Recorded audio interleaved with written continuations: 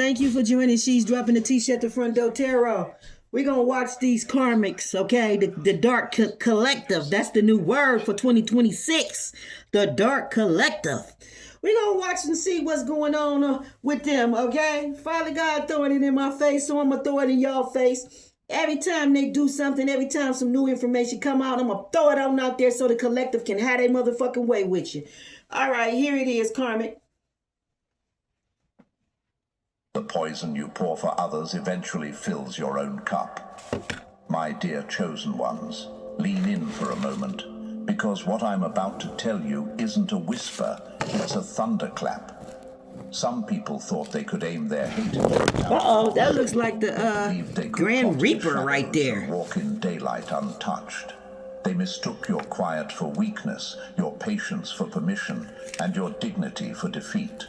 They didn't just test your limits, they tested the limits of consequence itself. And now the very poison they brewed for you is swirling back into their own veins. Yeah, what they say, the grave you dig for me will be the one your motherfucking ass will fall in. Past your struggles as if your pain was a punchline. The ones who made your life a target board for their jealousy. They prayed for your downfall, but now they're tripping over their own steps. They hope to see you restless at night, but it's their pillows that have turned into battlegrounds. They wanted your name dragged, but it's their own name that's now whispered with pity and disgust. They used to walk tall, but lately their confidence looks like a Wi-Fi signal at 2 bars, pretending it's strong, but everyone knows it's shaky. And you might be asking, why now? Why are the same people who seemed untouchable suddenly cracking? Let me tell you, why is they cracking? There's a truth the world rarely speaks. Harm is never one way. Energy is never neutral. Every act of malice is an investment, and sooner or later, the universe sends the bill. Science even has a name for it: psychosomatic illness. Sickness not born from bacteria or viruses, but from the toxins of the mind and soul. You can think yourself sick, hate yourself sick, envy yourself sick, and curse yourself into a hospital bed. Now imagine years of that energy, concentrated, fermented, and weaponized. You can curse That's yourself exactly what your enemies sick. have done to can make themselves. yourself sick, curse Before we yourself, go any like, deeper, you my can do dear all the chosen shit, ones, like what I told take you a moment to show your support. If this message is already hitting your spirit, if it's reminding you of your strength, then don't just watch, engage. Hit that like button, subscribe to the channel, and turn on the notifications so you never miss what's next. Every click, every share, every comment fuels our fire to keep creating content that awakens, empowers, and transforms. Your support isn't just for us. It's a way of saying yes to your own growth, your own healing, and your own rise. Let's keep building this movement together. Chosen ones, this is not coincidence. This is not random. This is not a lucky break. This is life itself. So stop saying that, karmic. It's not a lucky break, karmic. With surgical Y'all stop talking around the table talking about lucky breaks. It's not a lucky break. It's lucky break if you do it. It ain't a lucky break if a chosen one do it, baby. It's a lucky break for you. It means your path, your it ain't a lucky break for us. Has a shield built. That's what y'all better know. People can throw stones at it, but the stones ricochet. People can spit venom at it, but the venom leaks back into the sender's bloodstream. Being chosen isn't just about surviving the attacks. It's about watching the truth reveal itself in real time. No one escapes the weight of what they unleash. Some of you are sitting there thinking, but why didn't it happen sooner? Why did they get away with it for so long? Because patience is not escape. Delay is not permission. Life lets people feast before it flips the table. It lets them dance so the fall is public, visible, undeniable. It gives them time to turn around, to stop, to change course. But when they double down, the impact multiplies. What looked like silence was really an investigation. What looked like inaction was really a trap being set. And when it springs, there's no denying what caused it. Get up, karmic. You've been carrying yourself with grace while others plotted. Get up, karmic. Standing in storms without shouting your pain. Oh, shit, karmic. That wasn't weakness. You It didn't was have to make strategy. that face. Every moment you stayed quiet, every time you chose dignity over retaliation, you were letting the universe write your evidence. And now it's being read out loud in their lives, their sickness, their weakness, their collapse. It's not an accident. It's a mirror. It's the hidden ledger of every choice they made finally showing itself. Chosen one, you are not just surviving. You are becoming living proof of an ancient truth. No force, no lie, no jealousy can crush what is truly protected. You don't have to argue. You don't have to explain. Their downfall argues for you. Their silence testifies in your defense. Their frailty punctuates the long sentence of cruelty they wrote. And here's the part you must hold on to. Don't gloat. Don't descend to their level. Don't waste your breath explaining why it's happening. Simply stand in your power and let the evidence speak. Stand in your power, divine feminine. It's Get about the popcorn, though. Their collapse is a billboard to the popcorn. world about what happens when you tamper with a chosen one. It's your warning label, your shield, your vindication. It's proof that your energy is not to be handled carelessly. So buckle up. Today we're not sugarcoating anything. With me. We're diving into the reality of what happens when enemies ignore every warning sign. Yeah, baby, you gotta We're about be to see careful how with sickness me. becomes a prophecy, how affliction becomes evidence, and how life itself proves to the world that you are untouchable. This isn't karma. This isn't coincidence. This is the enforcement of balance. And once you hear this, you'll never look at your enemy's struggles the same way again. And to every single one of you, yes, you, the chosen one reading this right now, thank you for being here. Whether this is your first time stepping into this space, or you've been walking this path with us for a while, your presence is the heartbeat of this movement. If you're ready to see the hidden signs for what they are, to rise above the noise, and to step fully into the power that only a true chosen one carries, hit that like button, tap subscribe, and drop the number 77 in the comments to mark this moment. Show your support with a super thanks if you're moved, because every gesture fuels us to bring you even deeper, life-shifting truths like this. Stay right here, because what's coming next will confirm what you've always felt in your bones. These are not random events. This is what happens when the untouchable finally becomes undeniable. Let's dive in step by step. When rot meets reality, the body always tells on the soul. The venom you store for someone else always ends up in your own bloodstream. My dear chosen ones, let's begin right here. This is where the truth stops whispering and starts screaming. What you are watching in your enemies right now is not random, not bad luck, not coincidence. It is the hidden ledger of their actions, finally being read aloud through their own bodies. They thought they could build a trap for you and walk away untouched. They thought they could serve poison at your table without tasting it themselves. But here's the reality. When you live in darkness long enough, your own body becomes the stage where that darkness performs. You've seen it. People who spend their days marinating in jealousy, gossip, and bitterness. They feed on drama as if it's breakfast. They breathe in slander like oxygen. They wrap themselves in lies like blankets. And then one day, the smile looks forced, the confidence looks shaky, and the body starts to betray the mask. Body's dropping from the magic. Not magic. That's the inevitable consequence of their inner world finally leaking into the outer one. Hatred, envy, and malice aren't just emotions. They're toxins. And toxins don't stay quietly tucked in the heart or mind. They corrode, rot, and contaminate everything from the inside out. You might be asking yourself, why does it look so personal? Why does their downfall fit them so perfectly? Because it is. This isn't some vague misfortune. It's a tailor-made echo of what they've been feeding themselves in secret. The illness they're experiencing is not just physical. It's a confession written in flesh. It's the body saying, I can't hold the weight of this filth any longer. When someone's daily diet is gossip, when their main workout is dragging other people down, when their hobby is planting rumors, they're not destroying you. They're incubating their own collapse. They are filling their own bloodstream with venom and mistaking the rush for power. But power borrowed from poison always comes with a due date. And that date, chosen ones, is now. Think about how you've carried yourself. You stayed silent while they whispered.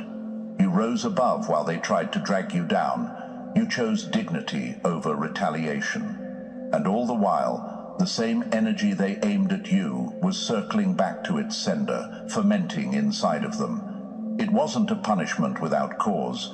It was a seed they planted, nurtured and watered, now blooming as sickness. Some people around them won't connect the dots. They'll call it stress, bad luck, or just life happening.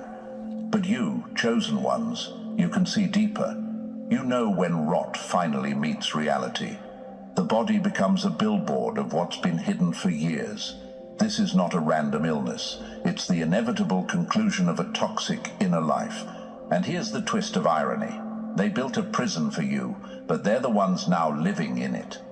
They wanted you weak, drained, and crawling to rise. Instead, that's exactly where they are. Trapped in a body that refuses to cooperate, in a life that refuses to obey their illusions of control. Their own system has become the executioner of their corruption. That's the brutal honesty of it. Somebody may. I ain't trying to scare nobody. But I just picked up a whole download. Somebody may get their arms incapacitated. I don't know what the fuck going on, but it can have something to do with your heart. I don't know. But something may go on with somebody may lose some limbs. Because God, He said, God told me that fast nasal congestion the release. shit that's finna happen to y'all, Wrong. This is going to. these is the ones, hold on, let me put, the ones that was doing spell work in October and in December, Christmas time, but we gonna talk about October first. The ancestors is going, when I say the ancestors finna do some horrifying shit in y'all energy, if that even is a fucking word. When I say it's about to be on and popping for y'all, Father God said that it's going to be horrible, disastrous, calamitous. Like He was using words that I had to stop and write it down because the word was too long. Like when I say, He's saying catastrophe. Like when I say that you're not going to exist no more, coming to mess with a chosen anointed priest, like fuck what y'all heard. Like I don't care if you dislike me or not. I am a high priest of the Most High God. He has anointed me to do special things. There are scrolls with my motherfucking name on it, with prophecies with me in it. Scrolls, okay? That's who I am. I'm an ancient soul. So when y'all want to come in an ancient soul and think y'all can play these little popcorn bubblegum games, I'm gonna spank everybody's ass that's involved. And to make it be known. Chosen ones, hear me clearly. Hold on. This isn't about gloating. This isn't about taking pleasure in someone's pain. No, it ain't. It ain't about taking pleasure in somebody's pain. Let me pause it for a minute, because I mean this shit. When I say that every last one of you gonna get handed, like it's people that got in the bed with the devil and was doing shit that knew better. We're talking about Bible-toting scripture people that had a relationship with God, that called themselves divine, and then they got in the bed with these karmic-ass networks. Okay? All right? The network going down, you going down, and everybody in between. It just is what it is. Y'all can play this bullshit with some people, but you can't play it with everybody. And when you come in the wrong, chosen one lane, I promise you, it's going to be over for you. When I say the ancestors is having their way, it's going to be car accidents. It's going to be sudden, unexpected illnesses that no doctor, when I say no doctor can explain, we talking about rapid arteries, organs shutting down and all of that shit. Like within days of finding out something, and then boom, boom, boom. Like there's going to be no remission in between with what he's doing to some of y'all. And then the ones that's going to watch, that's to tame y'all and to check y'all for getting in the bed with them. Okay? It's a few of y'all that want to repent. It's a few of y'all that will repent. Father God said, forgive y'all and let y'all go, but y'all still going to get it. Y'all still going to get it because you ain't have no business getting in the bed with these devils, okay? All right? We talking about a whole collective. It's like saying half of the whole world got in the bed with this network and got on here and thought that they could get in there and do spell work and say all kind of crazy shit out their mouth from lies all the way down to whatever they wanted to decide that they wanted to do. And then none of that shit worked. It's like over 1,000 of y'all got taken out, God said, by one person. Like, y'all ain't even seen the half. Y'all ain't even seen the half. When I say y'all came in the wrong one's energy, like I don't gotta light a candle. I don't gotta chant nothing. Motherfucker, if I think a thought, you over with. You over with. If I speak it like I'm speaking it now, it's a wrap. If when I already said it, you know it's done.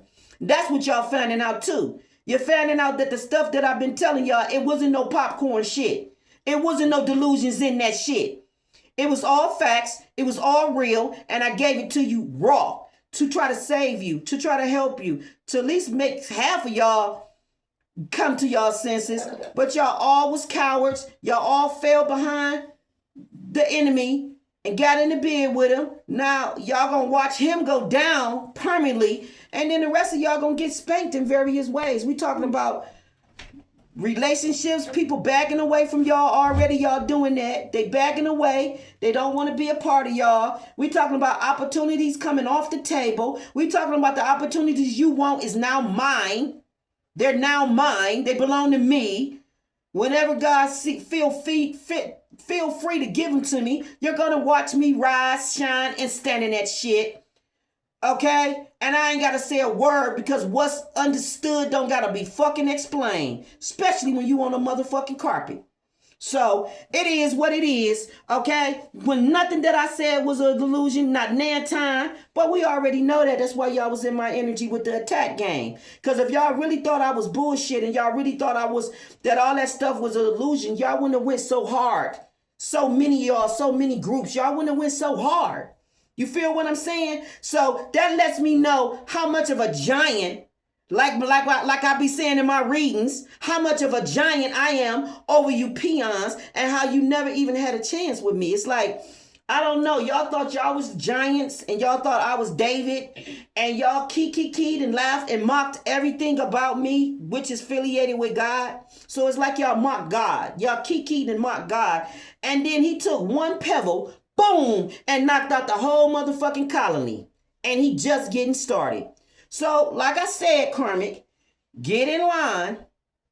October, you first. Everybody that thought they was doing spell work under the ancestor moon, come on, you getting it. You getting it. Every last one of you. Then the next group is going to be the Christmas group. The ones that thought that they was going to bring my New Year's in with a bang. Yeah, get in line because you all going to get it. When I say I want my ancestors to tear you asses up and flip y'all whole motherfucking world upside down and don't stop to every motherfucking thing till it's not a pebble motherfucking, I don't want to get, like, don't bring me out crumbs. Like, it's not going to be nothing left but crumbs for some of y'all. And it's because you thought you was bigger and better because you thought your material wealth or the status or the connection or whatever the fuck this shit was in these little colony groups, make me think about ants. Y'all thought y'all was all tough and strong and y'all thought y'all came mighty and long. But no, that's not the case. I'm the one that come mighty and long. Because the power that stands behind me can't be beat in nan motherfucking hour. Not nan motherfucking hour can you beat the power that stand behind me. So when everybody get that through their head, then we'll stop bumping our head, right? Hard heads. You're going to hit that wall real hard. You're going to realize that you're seeing stars. You're going to wake up, on Mars. You're going to realize that you're inhale, yeah. Without the bell. Like, all of you hard heads that think you running strong or running long, come on and hit the wall real hard. Come on and hit that wall real hard. Because you're going to wake up seeing stars. You're going to realize that you're on Mars. And you're going to realize that you in your own motherfucking hell. Fucking around with me. Okay? Fucking around with me. You're going to realize that. Okay? All right? I can't make it up. So let me finish the video. And we're going to just keep it rolling. Retaliation. Life enforces its own rules. You don't have to lift a finger. Their sickness is not an accident. It's exposure. It's evidence. It's reality telling the truth they've tried to hide. Ask yourself this. Why does their collapse look like a mirror of their behavior? Why does it feel poetic? Because energy doesn't evaporate. It transforms. It returns. It lands where it was launched. They spent so much time wishing you sleepless nights. That's you, divine feminine, right there. Feel like battlegrounds. They prayed for your Sheriff downfall, Department, but their own legs Carmen, get against the wall. first. Spread your legs. They built Sheriff narratives Department to here. drag your name, but now their own name is being whispered with pity and disgust. Chosen ones, this is your wake-up call to stop doubting your power. Stop questioning why you're still standing while others are crumbling. You're still standing because you never filled yourself with their toxins. You're still rising because your energy wasn't built on tearing others down. Being chosen isn't just a title, it's a responsibility. It means you live differently, you hold yourself differently, and you're protected differently. That protection isn't invisible anymore. It's being written in real time across the lives of those who tried to violate your space. And maybe, somewhere deep down, you're wondering if this is permanent for them. The answer? That's not yours to control. What you're witnessing is not random, but it is instructive. It's a message to them, to you, and to anyone watching. The message is simple. When you pour poison for someone else, you drink first. When you plot harm, you're digging your own pit. And when you spend your life trying to infect others, your own system becomes the host of your infection. So stand tall, my dear chosen ones. Stand firm, not in arrogance, but in clarity. You are not just surviving attacks. You're watching life itself write your vindication. Hell yeah. Their sickness is not a tragedy of chance. It's the confession of what they carried in the dark. It's not And luck, you, Karmic. It's not standing luck. here now are the proof that no matter how many stones He they keeps stressing throw, about his truth chances will and luck. always Because this is bounce what the back. fuck they be sitting This up is talking your about power. and talking This like. is your moment. And now, let's keep going. Because what's coming next will take you even deeper into how and why their fall isn't just a collapse, but a confirmation of everything you've been sensing all along. Number 1. The body never lies. Hidden hatred always finds a way to speak. When rot meets reality, the body always tells on the soul. The venom you store for someone else always ends up in your own bloodstream. My dear chosen one, let's begin right here. This is where the truth stops whispering and starts screaming. What you are watching in your enemies right now is not random, not bad luck, not There go that coincidence. luck again. It is the hidden ledger of their actions. There go that finally luck being again. They read keep aloud thinking through and their own playing bodies. on. They thought they could build a trap for you and walk away untouched. Yeah, they thought they could thought take they could risks. serve poison They at your thought they could table take without risks with tasting the it luck themselves. and the But here's chance. the reality. They When you thought they live could in take darkness risks long and enough, luck and your chance. own body becomes the stage Like, I can't where make it that up. darkness performs. You've seen it. People who spend their days marinating in jealousy, gossip, and bitterness.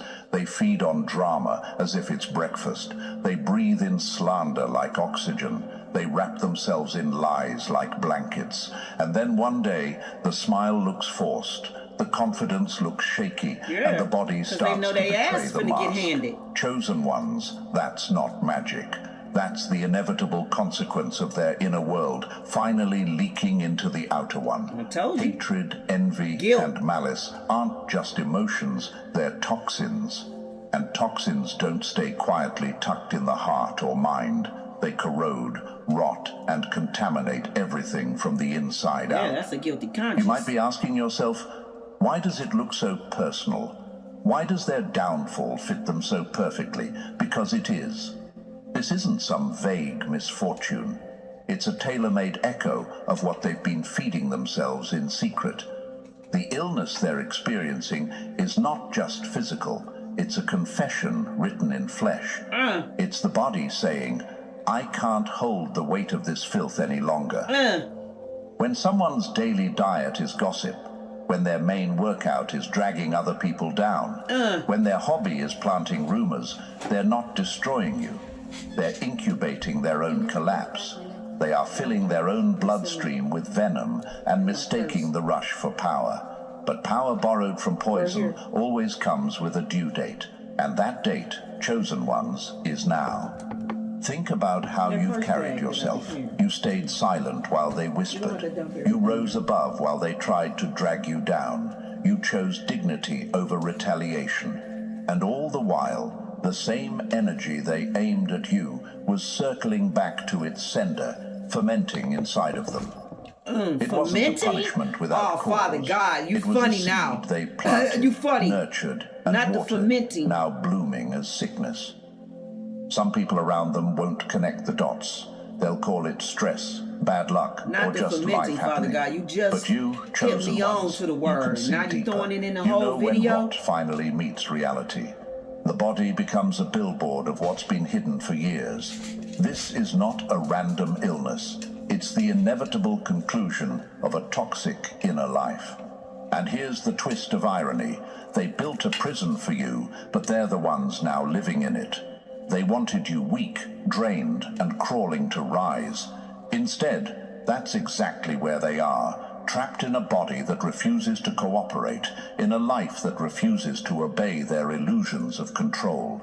Their own system has become the executioner of their corruption. That's the brutal honesty of it. My dear chosen ones, hear me clearly. This isn't about gloating. This isn't about taking pleasure in someone's pain.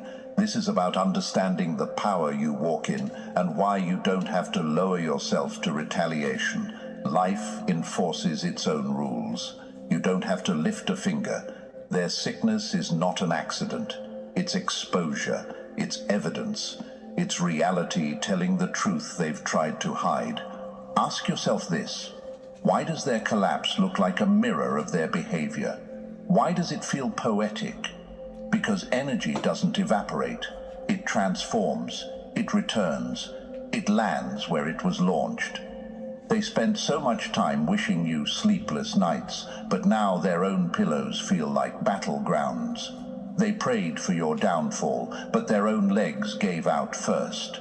They built narratives to drag your name, but now their own name is being whispered with pity and disgust. Chosen ones, this is your wake-up call to stop doubting your power. Stop questioning why you're still standing while others are crumbling. You're still standing because you never filled yourself with their toxins. You're still rising because your energy wasn't built on tearing others down. Being chosen isn't just a title, it's a responsibility.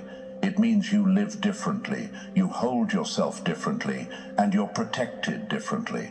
That protection isn't invisible anymore. It's being written in real time across the lives of those who tried to violate your space. And maybe somewhere deep down, you're wondering if this is permanent for them. The answer? That's not yours to control. What you're witnessing is not random, but it is instructive.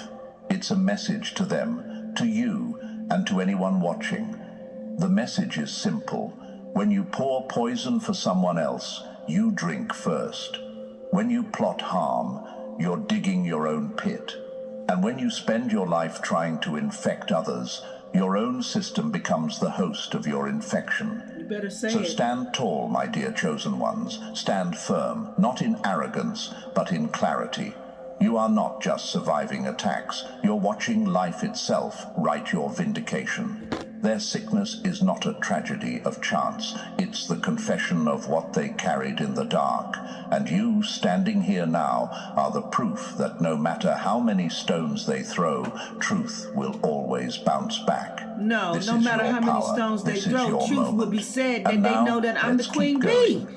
because what's You coming motherfuckers next just put that will much take you value even on me. deeper into how When y'all and getting why my their energy fall doing all this shit isn't and then it just a backfires. collapse, So you but a already know that confirmation of I'm everything you've been sensing all along. You can call me Number Queen 2, Bee. they danced Cause too I rule early. over The everything. fall always This shit waits is for the easy loudest to celebration. me. Yes, They I'm ate like kings royal, before the fall. Sacred, Public sovereign. glory, public collapse. Yes. The higher you Like, climb can't on make it up. stolen ladders, the louder the crash when they snap.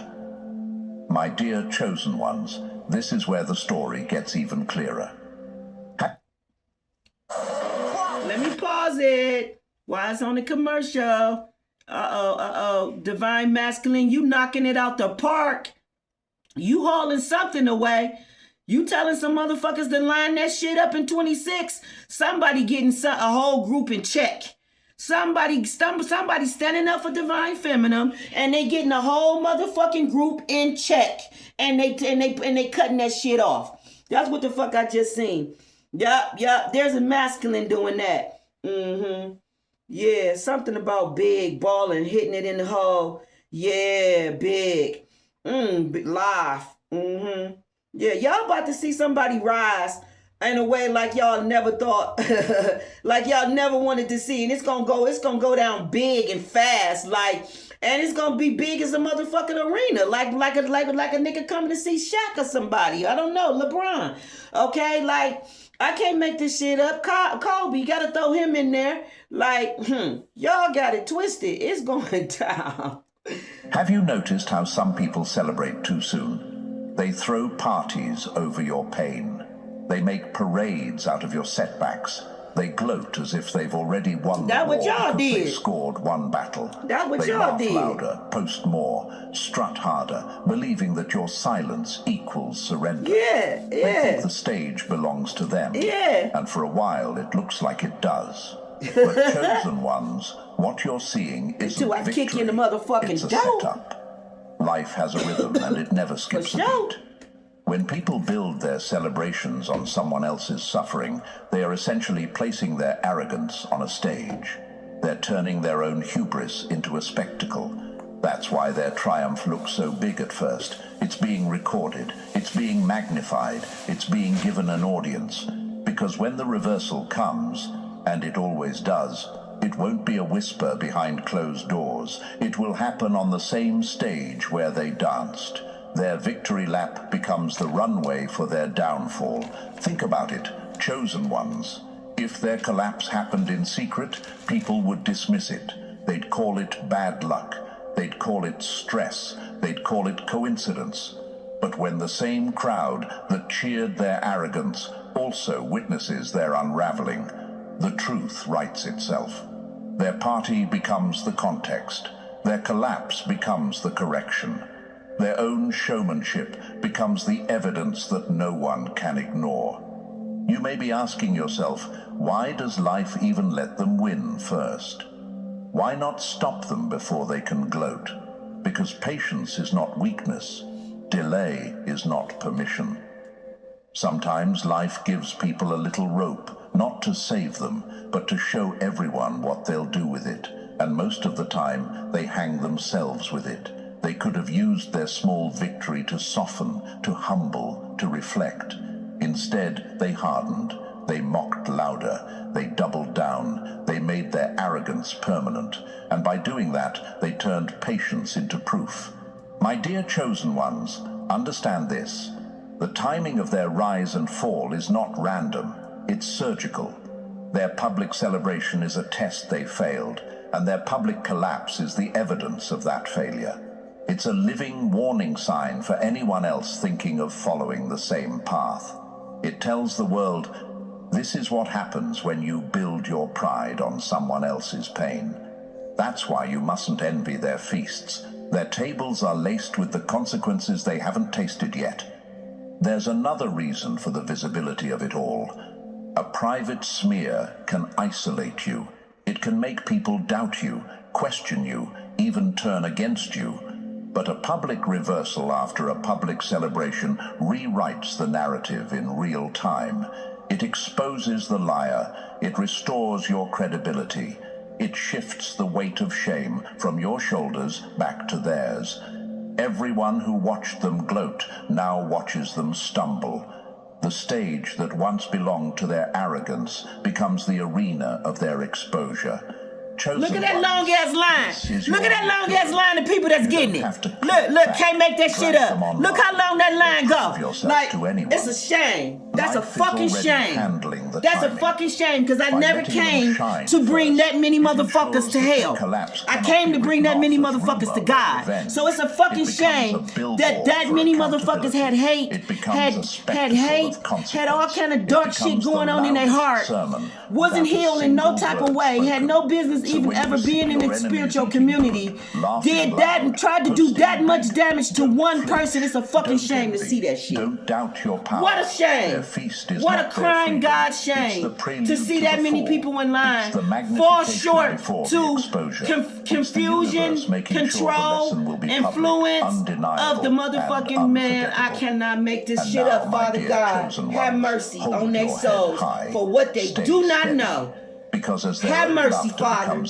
No wonder he said, oh my God. No wonder he'll come and just tear this motherfucker up and just move his chosen few to a safe place and then just tear this whole motherfucker up however he see fit. That's why.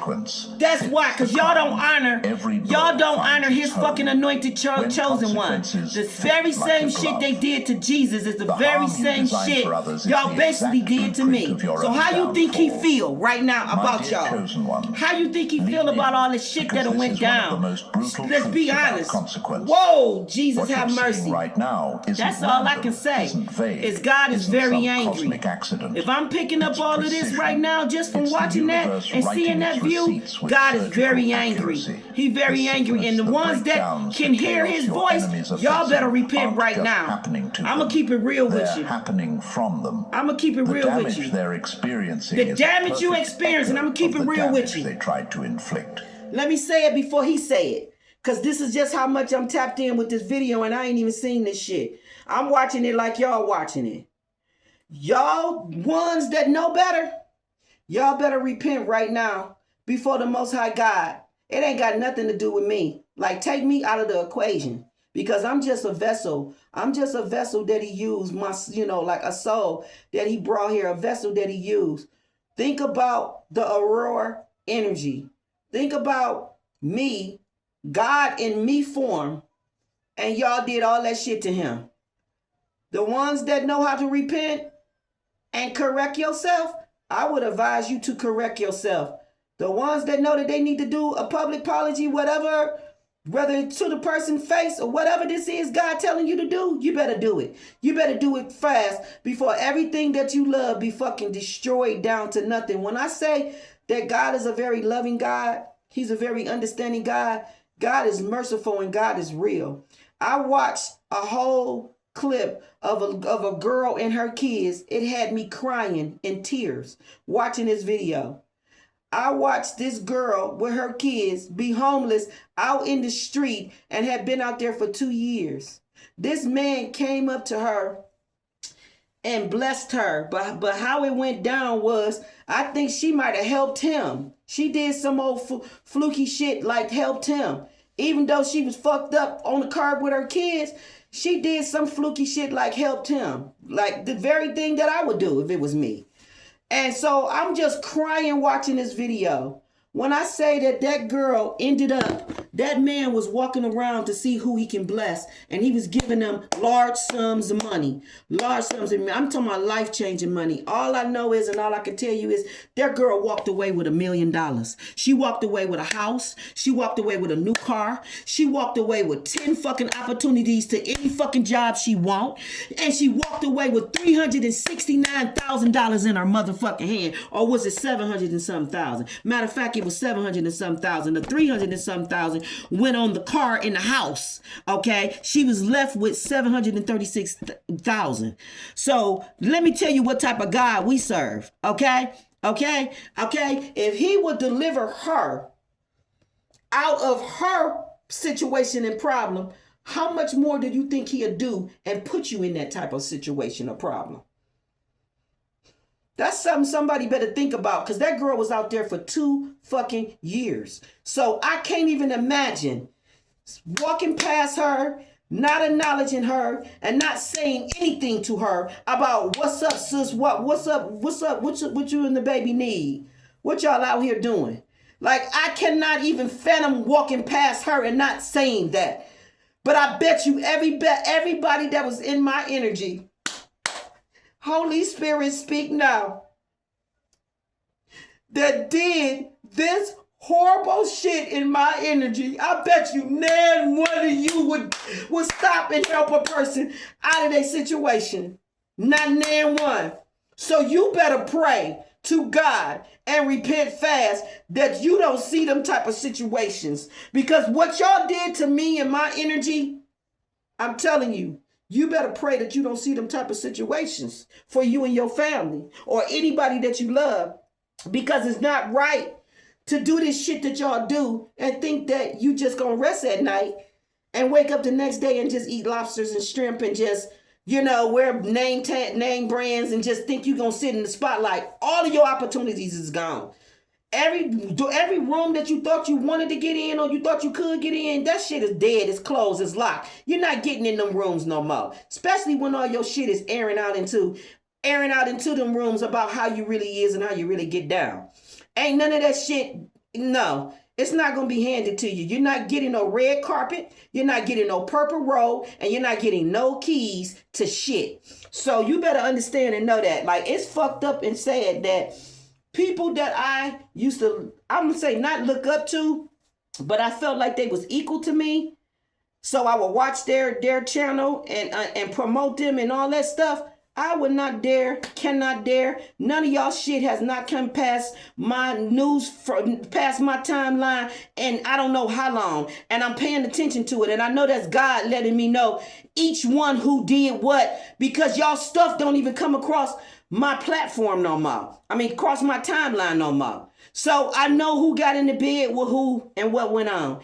Just because I don't say anything and I ain't put people's names out there, because I'm way polished than most people, okay? I just leave everything to God at the end of the day. You know what I'm saying? Like, I'm very humble. I'm very, nonchalant first. I don't want to be the one to have to spank a motherfucker's ass, because that's not my job. My job is to deliver. My job is to empower, enrich, enlighten people. My job is to awakening people, okay? My job is to bring awareness to you and things like that. Like, when I step in your energy, know that things gonna change in a good way if you want them to change in a good way. But if you get in my energy disrespecting in any kind of way, then it's gonna be bad for you. So it's just like what the scriptures say. Those that bless me is blessed, and those that try to curse me is cursed. Like, don't get in my energy trying to play these games thinking you can set up anything. Like, I seen one title had me dying laughing. Karmic, I want you to stop playing these games, okay? Do not pay no fiend to try to take out Divine Feminine. That's not going to work. You're trying to pay a fiend to take Divine Feminine out? That fiend going to end up taking himself out before he even get to her. Like, he going to crack out. Like, he going to crack out, pass out, like, he gonna just give out like what? Like, he gonna mix it up, mess it up? Like, I don't know. But I just feel like people are very desperate at anything that they do. And it's just fucked up that you did this all in 25, all in 24, all in 23, all in 22, all in 21, all in 20, all in 19 since when I first came on here. And now we in 26 and you still doing this and you ain't got a clue yet that it don't matter who step up to the plate. It ain't gonna end well for nobody. Like, don't nobody got no sense. Like, at the end of the day, a lot of y'all don't even belong over here in this community. Like, it's people that was in other communities that should have been motivators and should have been life coaches, and they got in cahoots and got in the bed with the shit. Like, I'm just sick at so many different people, and then how they put these masses on the wear facade like they wasn't in cahoots with all this shit that just went on through the whole fucking network and the whole fucking collective energy. It just baffles me. And then they think I don't know just because I ain't saying nothing. And then mad that I ain't saying nothing. Like, you already know what it is. You see everybody falling in front of you or around you in domino effect from whatever y'all was doing. What else? What do I need to speak for? What I spoke before y'all did it. Everything I said is now in your face. What do I need to say at that point? Nothing. I don't need to say anything. I'm going to keep eating the popcorn and the peanuts from the high motherfucking view, okay, where egos be at, and just watch everything go down around me. You feel me? Think about it. When someone uses their tongue like a weapon, spreading lies and cutting reputations, it's not surprising when their own voice becomes powerless, when their credibility dissolves, or when illness robs them of the very sound they once used as ammunition. Come on. When someone spends their energy crushing others, it's no shock when their own strength begins to fade and their momentum runs dry. When they plot to break your peace, their own homes become restless. When they aim to destabilize your life, their own ground starts to shake. This isn't coincidence.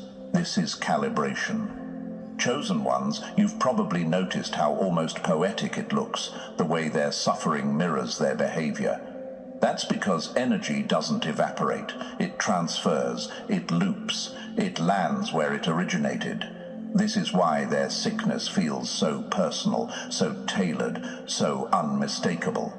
It's not just an affliction, it's a confession written across their life. They can call it stress, bad luck, or fate, but deep down, they know. And you know too. You might be asking yourself, why does it hit so precisely? Why does it feel like the consequence was custom made for them? Because it is. Life isn't sloppy. Actions aren't lost. The pattern is deliberate. When they put malice into motion, they were engineering their own outcome. It's the mirror principle. The energy you invest in harm is the energy you receive as harm. You better They say can't it. claim it's unfair. They can't argue it's better say random. Even if they won't admit it publicly, privately, they feel the connection between their choices and their current condition. The sickness isn't an external enemy. They built it cell by cell with every act of cruelty. Their own actions became the architect of their pain. This is why, chosen ones, you don't have to retaliate. You don't have to explain or defend yourself. Precision consequence is doing the work for you. The same way they were calculated in plotting against you is the same way the outcome is calculated in returning to them. Life doesn't just settle the score, it matches the strike. Some people believe that because nothing happened immediately, nothing will happen at all. That's the trap. Delayed consequence isn't escape, it's incubation. It's time gathering evidence, time giving them a chance to change course, time letting arrogance grow so the fall is undeniable. And when it finally hits, it's targeted. It lands exactly where it should, like an arrow finding the bullseye. Chosen ones, this is your reminder that what you're seeing isn't just about their sickness, it's about your vindication. It's a message to the spectators who doubted you, to the bystanders who watched in silence. Their downfall is a living testimony that no one escapes the return on their investment. Every action plants a seed. Every seed produces a harvest. Every wrong finds its echo. And when the echo comes back, it sounds exactly like the original note. So stand tall. You are not witnessing random chaos. You're witnessing customized consequence. You're seeing proof that life, energy, and truth have a way of delivering precise justice without you lifting a single finger. Oh my God. The sickness they're living inside isn't an accident. It's the mirror of what they've been carrying for years. And you, chosen ones, are standing as the quiet evidence that clean hands, steady hearts, and resilience always outlast schemes built on poison. This is the power of being chosen. You're not just protected, you're a witness. Every collapse around you becomes a living reminder that some forces are exact, some shields are unbreakable, and some lives cannot be touched without consequence circling back like a boomerang. And now, stay with me, because what's coming next will go even deeper into how their downfall isn't just a punishment, but a public message that confirms everything you've been sensing all along. Number 4. When the body says, enough, the universe issues its own cease and desist. Their sickness is life's cease and desist letter. No, Father, not. The hands you used to harm will one day be too weak to lift. My dear chosen ones, this is the moment where life itself steps in and does what you could never do on your own. What you're witnessing right now isn't chance. And it isn't random. It's not luck. It's not karma. It's not luck. Come on. It's a cease and desist order written by consequence itself. When someone crosses line after line, when they use their voice, their reach, their energy to wound, manipulate, and intimidate, life eventually steps on the brake. It doesn't erase them. It slows them down. It forces them to watch their own tools of harm slide out of their hands. Look at them now. The ones who once moved like predators through your space are suddenly stuck inside their own bodies. The voice they used as a weapon now trembles. The stamina they boasted about now flickers. The reach they had feels smaller, weaker, less convincing. This isn't theatrics, this is surgical. The same force that allowed them to run unchecked is now pressing pause, not to kill them but to stop the bleeding, yours and theirs. Chosen ones, understand this. Life's version of justice isn't always dramatic. It isn't always lightning bolts and explosions. Sometimes it's an interruption, a sudden hand on the brake, a slowing down so obvious everyone can see it. This pause isn't designed to satisfy your anger. It's designed to contain the damage. It's the universe saying, enough.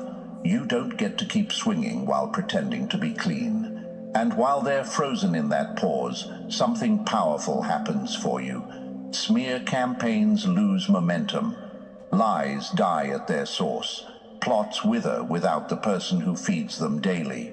You get space to rebuild your name in plain view. People who once doubted you start to reassess because the aggressor can no longer keep their narrative alive. This isn't subtle, it's blunt, public, and unmistakable.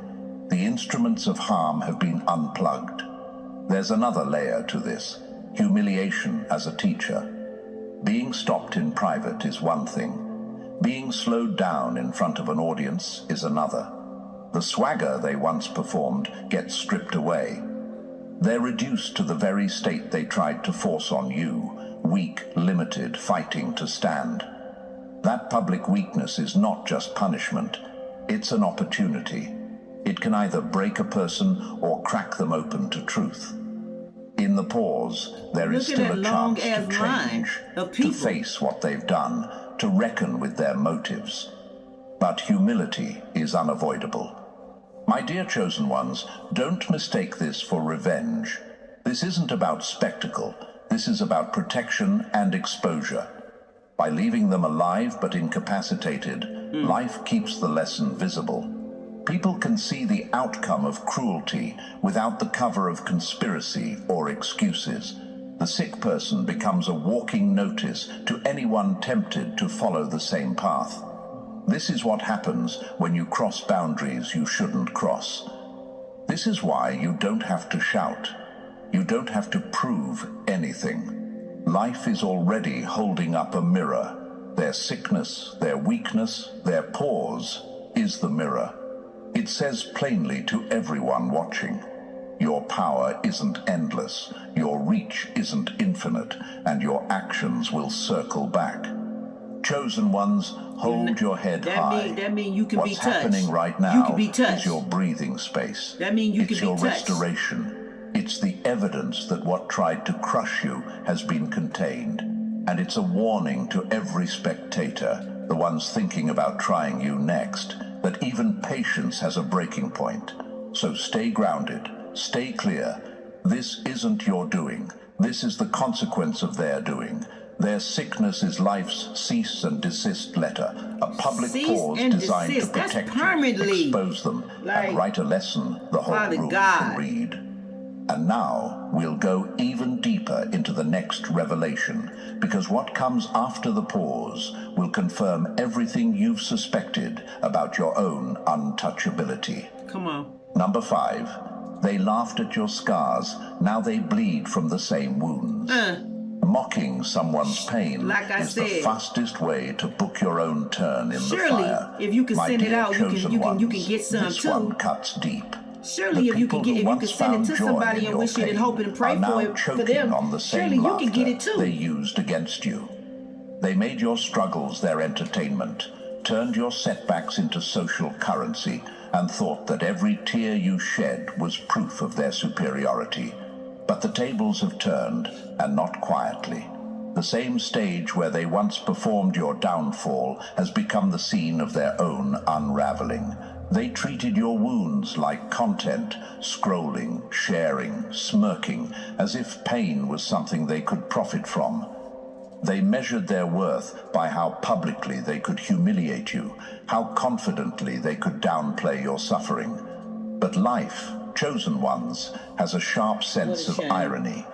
The spotlight they used to expose you has swung around, and now it's burning through the mask they wore. Their weakness, their failures, their sickness, it's all unfolding in public view, unfiltered and undeniable. You might be asking, why does it look so poetic? Why does their collapse mirror what they did to me? Because energy doesn't disappear, it multiplies. When they laughed at your pain, they taught others that cruelty was acceptable, that empathy was optional. And then everybody now else that got same in crowd is watching them fall, and the silence is deafening. The laughter they once commanded has turned into whispers. The same people who clapped for their jokes now watch with cold curiosity as their confidence crumbles. The applause they lived for has turned into the echo of their own mockery. Absolutely. Chosen ones, this is more than karma. It's a mirror. When someone uses another person's pain as fuel, they forget that the crowd they train learns quickly. They conditioned people to treat suffering like a sport. So when their own sickness appeared, when their own body betrayed them, those same observers responded exactly as taught, with distance, gossip, and a smirk. The cruelty they normalized became the language of their own downfall. They are not just sick, they are living inside the theater they built for you, forced to play the role they once mocked. And you, standing on the other side of that reversal, must understand that's the power a crazy of this look moment. that I'm getting right now. Their pain is not your victory. My God. It's your confirmation. You don't need revenge. You don't need to defend. That's a crazy look that I'm getting right now. All I'm seeing is somebody look a certain type of way 1 minute, and then all of a sudden people see him and they like, what the fuck? What the fuck happened to you? And they like, oh, I'm sick. They making up shit, talking about they got cancer, or they just went through, they making up some other shit and saying some other shit, but really it's probably from doing spell work. Somebody could be deformed. Somebody could be looking like alien-like type form, looking like a skeleton. Okay? All right? We already know what the dark-ass spell work do to people. Okay? I showed y'all a whole video with a girl where she was deformed, and she said it came from doing spell work on a chosen one. And I already knew who she was talking about, so I can't make it up. So it's some people that look crazy because a spell work that they was fucking with, and it done fucked them up and disfigured them, where whatever, all that ugly shit inside of them, it done became a curse where it's physically you can see it. And then also people health has drastically changed, and they looking skeleton because of their health. And it is whatever you want to assume they got, but that shit is making them look crazy. And it's all of that and then some. And I put a cherry and some fucking whipped cream on top and put my money on it. I put my money on it. Since y'all like to gamble and y'all like to take luck chances and risks, I put my money on what I just said. I bet you that's going on. Listening to this shit. Your story. The universe is already doing the translation for you. The people who couldn't see your worth when you were You're looking wounded crazy. are now learning what it feels like to be seen through the same merciless You're looking lens. crazy. But there's a deeper layer here. Chosen ones. Mockery was their armor. Yeah. They wore cruelty like so you confidence. mock God. The laughter was a mask. So you was loud, around here mocking bold, God. and hollow. When they ridiculed others, it wasn't because they were strong. It was because they were terrified of being exposed. Now that their own suffering has arrived, the mask has cracked. The fake laughter has evaporated, and what's left is the raw, unfiltered truth of who they are without the performance. This is the moment of exposure. No scripts, no spin, just reality. The same people who joked about your scars now find themselves bleeding in front of the same audience, and there's no way to edit this scene. The sickness stripped away their illusion of control, their curated image, their carefully constructed superiority. What's the secret to peak health? Going micro with Noom. Micro habits, micro wins, even microdose GLP-1s. I can lose up to 11 pounds in 30 days? Heck yeah! Now starting at just $99. This Valentine's Day. Do you come here a lot? I've never met her before. Her heart isn't the only thing worth stealing. I want the diamonds now. Oh my God, I went into the kitchen for 1 second and then they threw a commercial on me. Hold on, y'all. I don't want y'all to hear all that crazy stuff.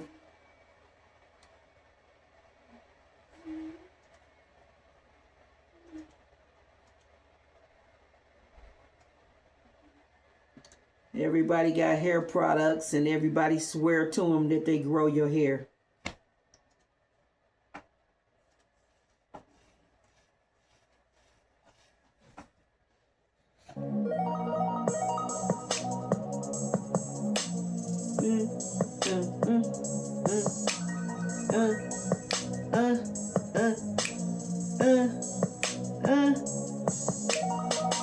Yeah, you got it. Yeah, you got it. What you trying to cover up, Karmic? What you trying to cover up? What you trying to cover up, Karmic? What you trying to cover up, Karmic? What you trying to smear and smug, Karmic? What you trying to cover up, Karmic? Yeah, trying to show some beauty, trying to make it look like you're shining too. Father God has said you gotta do more than that. You gotta work from the inside out. If you wanna blend. What remains is humanity, fragile, humbled, and undeniable. And while that might sound like punishment, it's actually education. Their collapse isn't just a warning for them, it's a lesson for everyone watching. People are learning that cruelty carries a price, that mocking pain plants seeds that grow into humiliation. This reversal isn't random, it's corrective. It shifts the culture. It reminds everyone that empathy isn't weakness, it's wisdom. So my dear chosen ones, remember this. You never needed to defend yourself from their laughter. The truth has done it for you. Every time they mocked you, they were writing their own script of downfall. Every time they twisted your story for entertainment, they were rehearsing their own exposure. And now, their suffering is not an act, it's evidence. The ones who once laughed at your pain are now the object lesson. Their tears are the mirror reflecting everything they tried to hide. They mocked your wounds, and now they're forced to wear their own. The balance has arrived, not with noise, but with precision. So stand tall, chosen ones. You didn't just survive the ridicule, you outlasted it. And now the world is watching the same people who once laughed at your scars learn what it truly means to bleed. Number 6. Silence is the new sentence. The mouth that harmed now chokes on its echo. When the noise dies, the predator's voice becomes its own prison. Those who sharpen their tongues into weapons always end up cutting their own throats. My dear chosen ones, listen closely. There's a shift happening right now that's bigger than any rumor, louder than any smear campaign. The very people who once used their mouths as weapons against you are discovering what silence really feels like.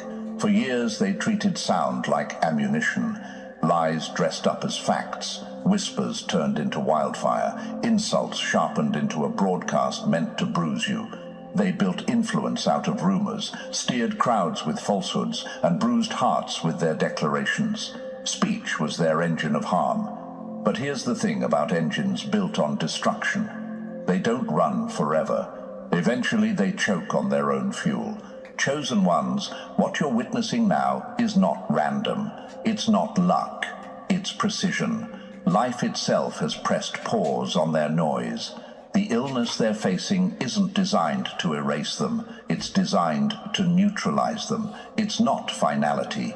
It's containment. Their voice, once their strongest weapon, is now their silence. The same tongue that stirred storms can't even form a wind. The broadcast has gone static. The constant drip of accusations has dried up. And in the clearing that follows, truth begins to breathe again. Think about how this feels on the inside for them. A person who built power on manipulation suddenly finds the microphone ripped away. Their words can't land. Their audience starts drifting. The campaigns that needed constant feeding starve in neglect. Narratives collapse without daily repetition. People who depended on their voice to validate lies are now left unmoored. The predator that lived on noise is forced into quiet, and quiet is where truth lives. You may be wondering, why silence instead of destruction? Why didn't life just wipe them off the board? Because this isn't about annihilation. This is about accountability. This is about creating a mirror they can't look away from. When someone who used words to wound is suddenly muted, they face a rare, unavoidable mirror. Silence is more than absence. It's a teacher. In silence, there's nowhere to run from your own reflection. And here's the fork in the road, chosen ones. The enforced stillness can become either a doorway or a dungeon. For some, it's a doorway to reckoning, a chance to confront what they've done and why. For others, it's a dungeon where resentment festers. Life gives them that choice. But either way, the damage stops. The smear campaigns lose momentum. Gossip stalls. Conspiracies lose shape. People who were bullied or gaslit finally have space to rebuild their voice without the shadow of a louder liar drowning them out. This is what makes their silence more than just a pause. It's a rebalancing. The noisy predator is muted long enough for the wounded to be restored. You get to reclaim your space. The truth gets to stand without being heckled, and the world gets to see what reality looks like when the static fades. Chosen ones, this is your proof. You never had to shout them down. You never had to match their noise. You just had to hold your ground long enough for the noise to choke itself out. And that's exactly what's happening. Their sickness isn't a punishment. It's the gag that takes away their weapon. It's a neutralization of harm without erasing the person. It's the universe saying, enough. This stops here. And for you, this is your moment to breathe, rebuild, and rise without interruption. Let the silence speak its own language. Accountability, protection, the possibility that what was once weaponized might one day be rebuilt into something that heals instead of harms. This is not just their consequence, it's your confirmation. Confirmation that no matter how loud the lie, the truth always waits for its turn. And now, chosen ones, that turn is here. Number 7. Crossing boundaries. Has receipts. Energy always marks the line you shouldn't cross. The sickness is the signature of the line they crossed. When you trespass into a space that isn't yours, the ground itself rises to throw you out. My dear chosen ones, lean in. This is the part where everything becomes undeniable. What you're seeing right now in your enemies isn't random illness or bad timing. It's evidence.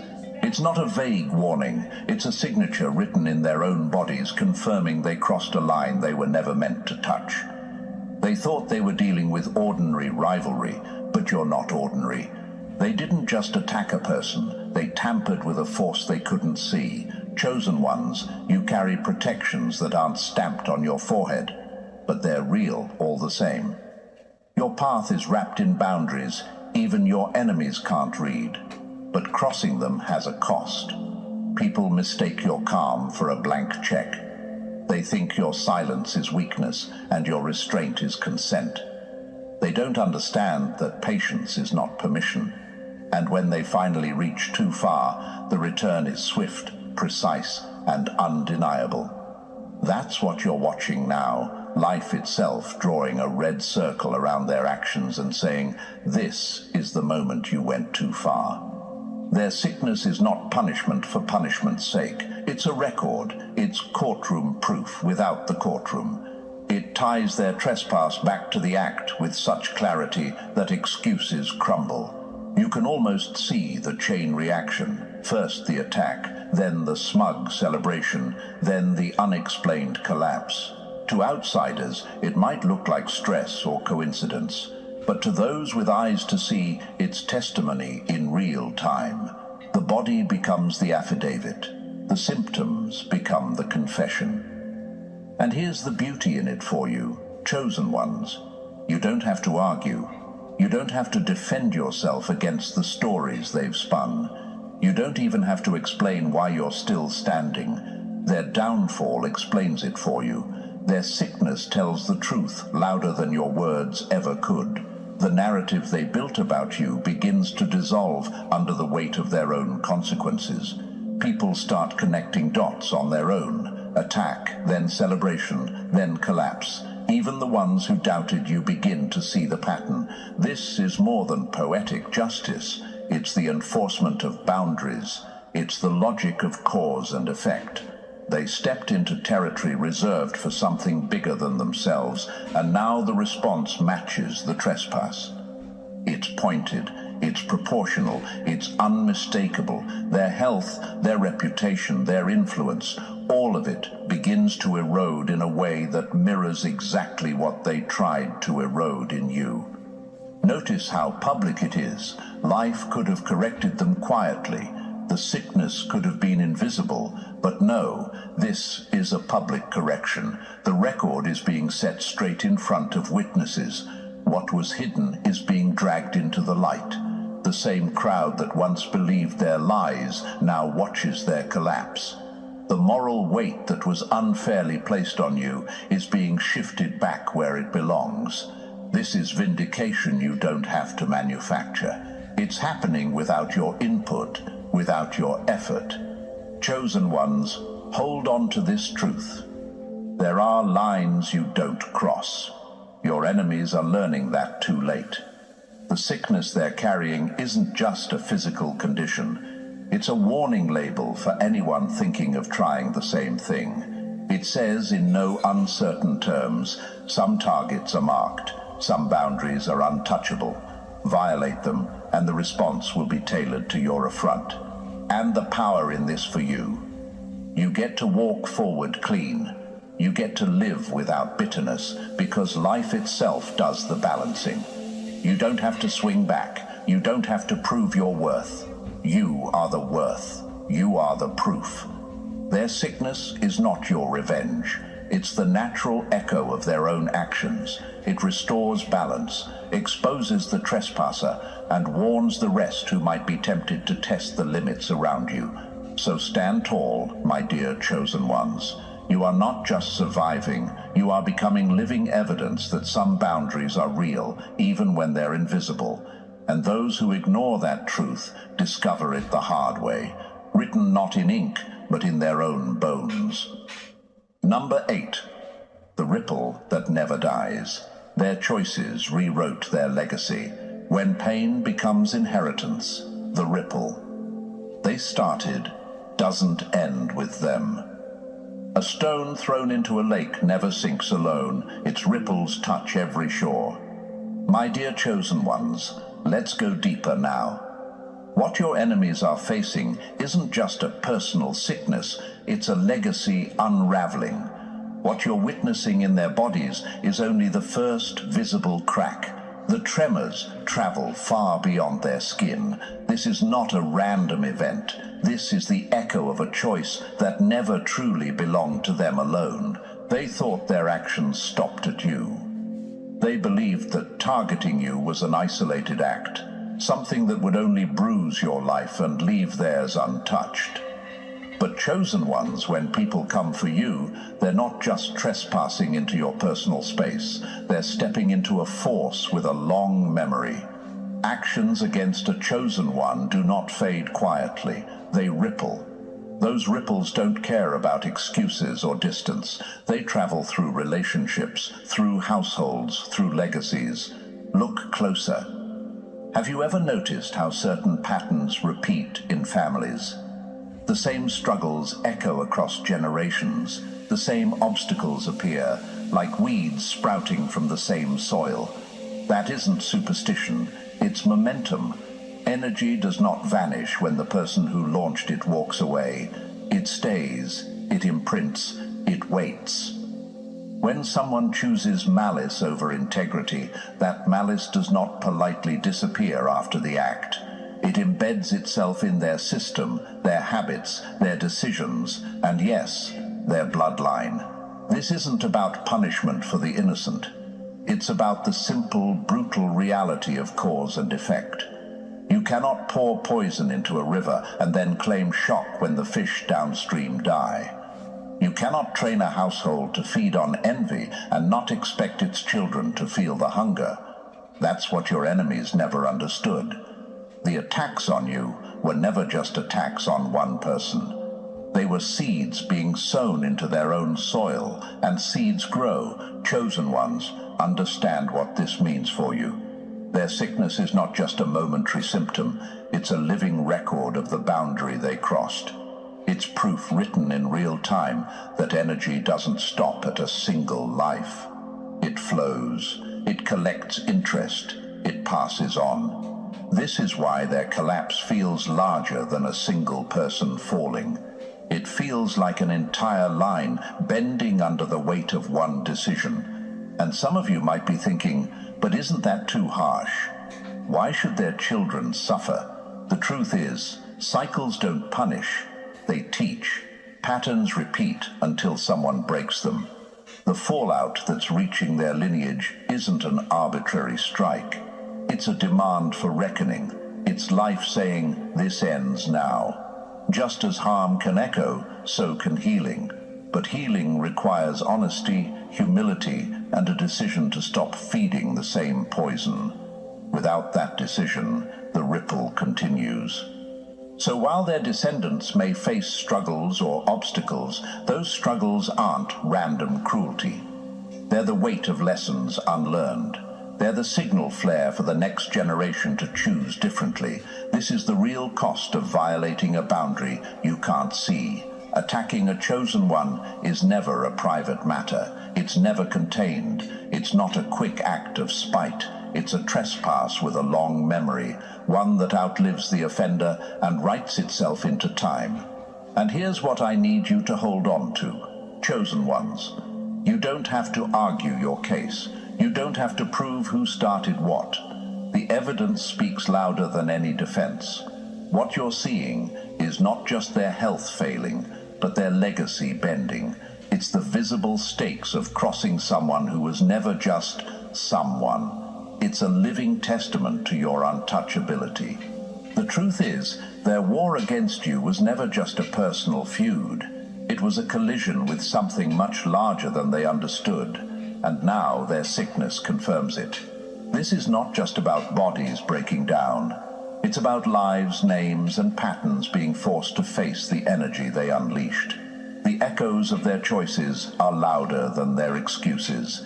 And you, chosen ones, stand here as the proof that even ripples cannot drown what was meant to rise. Number 9. They cursed you but became the proof of their own words. They cast the stone, but became the target. The trap you dig for someone else always knows your address. My dear chosen ones, lean in close because this part is where the story flips.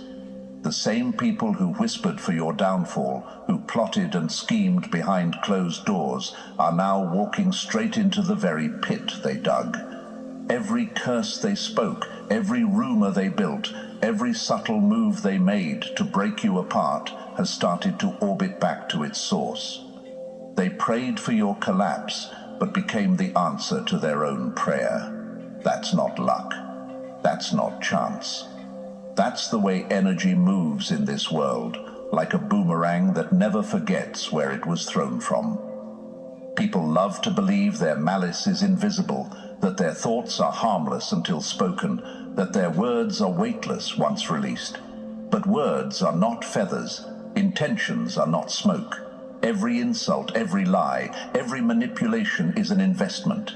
Energy follows intention, and intention has momentum. When they poured all that venom into you, chosen ones, it didn't vanish. It circled, it compounded, it waited. And now it's landing, not on you, but on them. Think of it like an echo in a canyon. You shout, and sooner or later, your own voice comes back. Only now it's louder, rawer, undeniable. That's what's happening to the ones who targeted you. The disease they're facing, the weakness creeping into their lives, the humiliation they're suddenly tasting, none of it is random. It's the unavoidable return of energy misused. They built their own trap, and now they are caught in it. They thought they were dismantling you, but all they were doing was dismantling the balance in their own lives. And here's the part they never saw coming: exposure. They believed they could operate in shadows, hurling their attacks without ever being traced. They thought silence would protect them, that no one would connect the dots between their actions and their reality. But energy doesn't respect hiding places. It finds the source. It tags the sender. The sickness you're watching unfold in them isn't just pain. It's evidence. It's their own schemes tattooed onto their lives. Their bodies have become the testimony of their cruelty. Their circumstances have become a living affidavit. The chaos they tried to project onto you is now tattooed across their own existence for everyone to see. Chosen ones, this isn't just poetic justice. It's universal law in motion. Energy returns to sender because imbalance cannot survive indefinitely. You can't dismantle someone's life, reputation, or destiny without dismantling parts of your own. They underestimated that law. They thought their power lived in the target, that if they just aimed hard enough at you, you'd break. But the real power always lives in the sender. It's their energy, their intention, their consequence, and when it comes back, it comes amplified, as if life itself is making an example out of them. And maybe you've wondered, why me? Why did I have to be the target for so long? Because, chosen ones, you're built to endure and outlast. You're built to show the pattern. You're not just surviving. You're demonstrating a truth to the world, that you can't take someone down without paying a cost. Their downfall is the mirror of their intent. Their sickness is the echo of their curses. Their humiliation is the bill they wrote with their own hands. What you're seeing now is a story they cannot rewrite. Every act of harm aimed at you has become a mirror reflecting their own intentions back at them. This isn't revenge. This isn't superstition. This is the natural boomerang of consequence doing what it always does, returning energy to its source. They preyed on your destruction, but they became the answer to their own prayer. My dear chosen ones, take this as confirmation of your power. You don't need to retaliate. You don't need to explain. Life itself handles the accounting. All you have to do is keep walking, keep rising, keep building. Because every time you stand tall while others crumble under their own weight, you prove a truth far louder than any argument. Nothing aimed at you survives the return trip back to its sender. And now, let's step further, because the next part reveals how their downfall isn't just consequence. It's a public confirmation of the shield you've carried all along. And now, chosen ones, you've seen it from every angle. You've walked with me through each layer, each revelation, and each unmasking. You've seen how every plot they built became a pit for themselves, how every whisper against you became an echo they couldn't escape. This isn't coincidence. This isn't superstition. This is the raw pattern of cause and effect, written so clearly that even the blind can feel it. What you're witnessing in your enemies is not random sickness. It's the living receipt of what they invested in darkness. So let this settle deep inside you. Your endurance has not been wasted. Your patience has not been weakness. Every silent step you've taken has been building proof, and now that proof is playing out in real time. This is your confirmation. This is your evidence. This is your reminder that when you walk as a chosen one, you don't need to fight dirty. Life does the accounting for you. And because you're still here, still rising, still standing in the middle of all this, I want you to do one thing right now. If this message resonated with you, if it reminded you of your power, your resilience, your untouchability, hit the like button right now. Subscribe to this channel so you don't miss the next piece of truth we're about to drop. Drop the number 77 in the comments to mark the moment you reclaimed your power, and share this video with someone who needs to know that everything aimed at them is already on its way back to the sender. This is more than a video, it's a movement, and your engagement is what keeps it alive, what allows us to keep pouring this kind of raw, life-shifting content straight into your hands. Stay tuned, chosen ones. The story isn't over. This is only the beginning of your rise.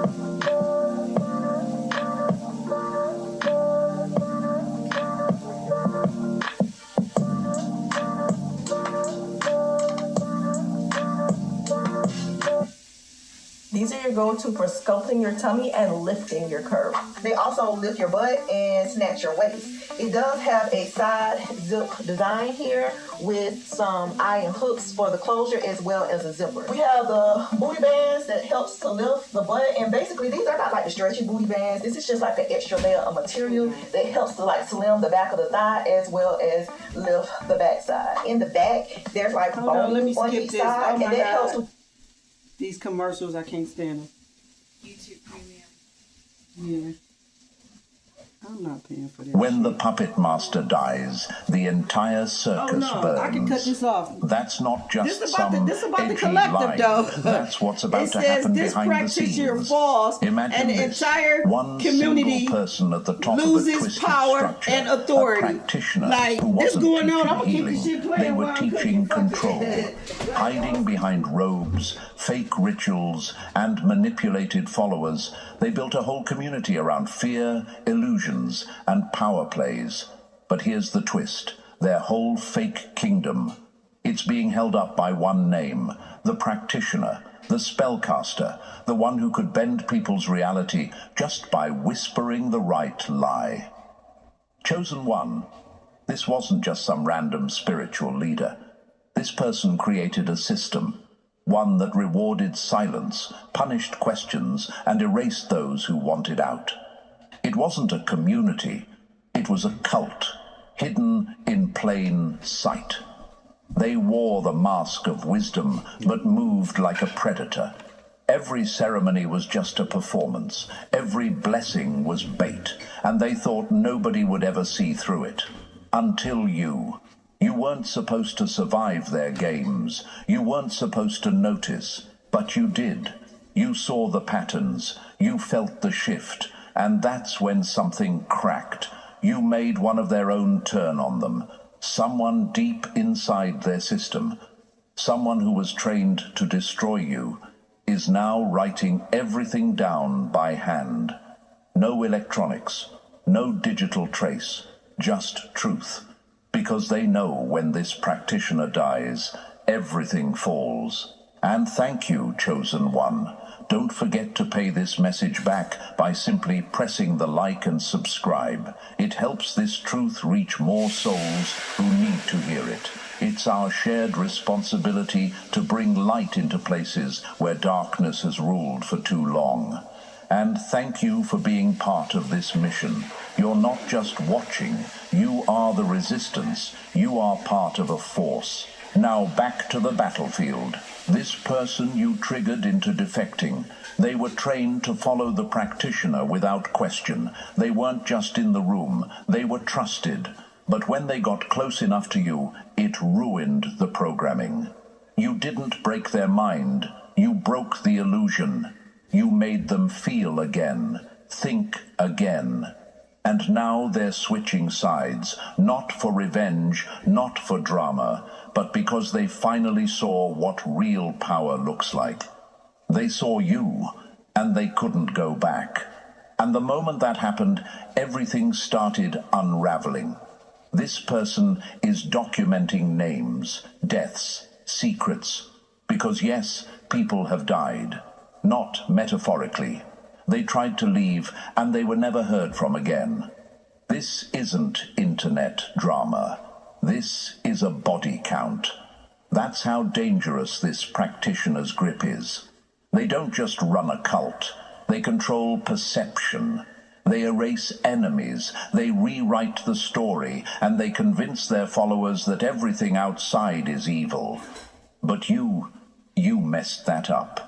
You were the glitch in the program. You didn't collapse when they threw their best tricks at you. You didn't fade when they cut you off. You didn't bend when they lied on your name. You survived. And worse, you stayed true. That's what scared them the most. You didn't need their approval. You had your own light. And that light, it broke the spell. Now here's the part they can't stop. If this practitioner dies, and they're close, it's not just one person falling. It's a collapse. An entire structure that depends on them loses everything. The power, the protection, the illusion of control. And the ones at the top, they know it. That's why they're scrambling. That's why you're hearing nothing from people who were once loud and bold. The root is shaking. The cover is gone. You didn't just survive. You caused the whole earthquake. And this isn't over yet. Keep watching, because when that final breath happens, it's not peace. It's exposure. It's every fake miracle, every lie, every manipulated soul finally being seen for what it was. Not spirituality, not healing, just performance and puppetry. And you lit the match. So stay ready, Chosen One, because once the practitioner falls, the ones hiding behind them have nowhere left to run. You cracked the system, and now the whole thing's about to burn. And hey, Chosen One, if you've made it this far, you already feel it. That pressure in the air, that sense that something huge is about to break. Don't scroll, don't blink. What's coming next will connect every dot and reveal why you were the threat all along. Drop a 999 in the comments if you're ready to watch the walls of their illusion collapse brick by brick. And if you feel called to keep this mission alive, hit that super thanks. Even the smallest gift helps fuel the team bringing this truth out from the shadows. You're not just supporting a video, you're supporting the exposure of a system built on lies. So breathe in, lock in, and stay sharp. Because what happens next might just explain why they feared your existence more than death itself. Let's go deeper. Number 1, rip out the plug. Watch the whole system black out. They built a kingdom on stolen light. Now they're choking on the darkness they invited in. That practitioner you're thinking about, Chosen One, they weren't just some hooded figure waving herbs and chanting under the moon. No, this was a tactician, a predator, a master manipulator who didn't use power to heal. They used it to hollow people out from the inside. They studied how to destroy innocence, how to turn love into a weapon, and they were damn good at it. Imagine someone who didn't just cast spells. They opened portals inside their own body, a living gate to something deeper, darker, and ravenous. This wasn't just magic. This was warfare, psychological, spiritual, energetic, all wrapped in the illusion of guidance. But underneath the robes, there was rot, a parasite disguised as a prophet. And the reason their death sends this entire system into chaos is simple. They weren't just a leader. They were the power source. Cut them off, and every fake prophet clinging to them goes dark, instantly. Let's be blunt. This person specialized in emotional murder. Their weapon of choice? Love spells laced with obsession. Death spells aimed at the heart. Not the physical one, the energetic one. The part of you that laughs when no one's watching. The part of you that dreams without shame. They designed rituals specifically to poison that core, not to kill you outright, but to slowly drain your light until you no longer remembered who you were. And why? Because that light, your joy, your creativity, your essence, is a fuel source. To beings that operate in shadow, it's the most potent thing they can steal. The practitioner didn't just take it. They harvested it, fed it into their system, transferred it to their allies, and used it to build a throne of illusions, protected by fear and enforced by silence. Now, here's what most people don't get. This wasn't just talent. It was infrastructure. An energetic portal carved open and maintained for decades, right in the center of their chest. A black hole feeding on every spell they cast, every puppet they controlled, every breakdown they caused. That's how they kept their operation running. Not through wisdom, not through enlightenment, through theft, through siphoning, through weaponizing the light of others. And you, Chosen One, you were the one they couldn't crack. You weren't just another energy source. You were the glitch, the firewall, the soul that couldn't be rewritten, and that's what made them obsessed. You didn't fall for the charm. You didn't bend under the pressure. You walked through the same fire their other victims didn't survive, and somehow you came out brighter. That's not luck. That's spiritual immunity. That's raw truth, forged under pressure. Now you're probably wondering, how can one person's death unravel an entire community? Easy. Because this wasn't a team, it was a hive. And the queen was the practitioner. She, or he, wasn't just the top of the pyramid. They were the anchor point for everything dark holding that group together. The entities, the illusions, the rituals, the protection. It all ran through that one person's body like a power line. And when that body fails, the current stops. This is why they're panicking, why you're feeling that strange static in the air. Something's short-circuiting behind the scenes. The spell work is unraveling, the protection is breaking, and all the people who depended on that practitioner's shield. They're being seen for what they really are, hollow, powerless, panicked, and deep down they know it's your fault. You were never supposed to survive long enough to expose this. You weren't supposed to carry this level of awareness, but here you are, watching their system rot from the inside out. And when the practitioner goes, truly goes, you'll hear the silence first. Then the scrambling, then the exposure. They can't cast from the grave, and they can't protect the ones clinging to their broken magic. The blackout is coming, so stay grounded, Chosen One. Don't mourn this fall, celebrate it. Because the destruction of that practitioner isn't a tragedy, it's justice. You don't need revenge when the universe has perfect aim. And right now, it's pulling the trigger on someone who built a throne out of the bones of the innocent. Let it burn. You already survived the fire. Now watch them fall into it. What's shaking? You making bacon? I'm baking bacon. Bacon. You faking. No faking. Thick cut, Hormel, black label, oven ready bacon. No prep. Hold on. No mess. Bacon. Taking bacon.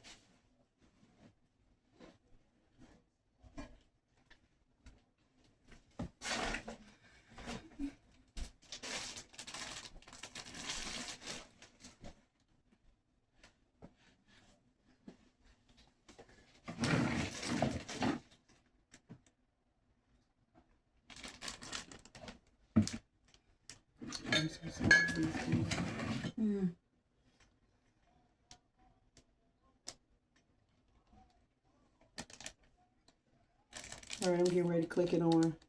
This innovative 2-in-1. Number 2.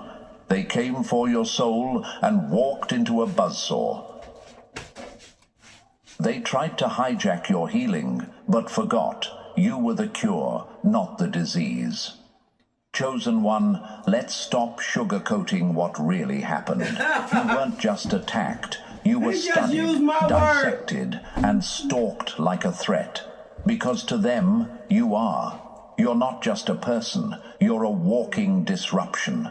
A glitch in a system that depends on people staying broken. And you didn't break. You evolved. You healed. And that healing scared the hell out of them. Imagine this. You're a lighthouse in a pitch-black ocean. Every lost ship sailing blindly through the dark sees your light and steers toward it. But the monsters lurking under the waves, they hate that light. They want fog, chaos, confusion.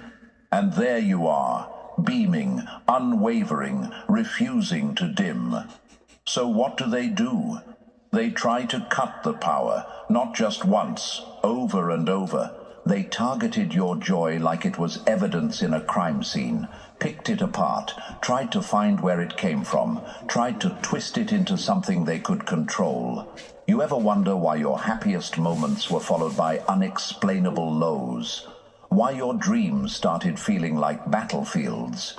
It wasn't coincidence, it was coordinated. They were running tests, sending attacks, dreamwalkers trying to break your spirit in your sleep. And when that didn't work, they dug deeper into your past, your wounds, your soft spots. The past. They They dug looked into for the trauma past. doors, the Not no emotional present cracks shit. that were They left went open way just enough to back. squeeze something toxic through. Like throwback. They wanted to reverse your progress. You healed a childhood wound. They tried to reopen it. You finally found peace. They dropped chaos in your path like clockwork. Right, Every step right, you took right. toward freedom, No, Carmen, they tried that to shit pull ain't gonna you work. 2 steps back. Not because they thought you were weak, but because they knew you were too strong to let escape. They couldn't beat you, so they tried to reprogram you. That's how dangerous your growth became.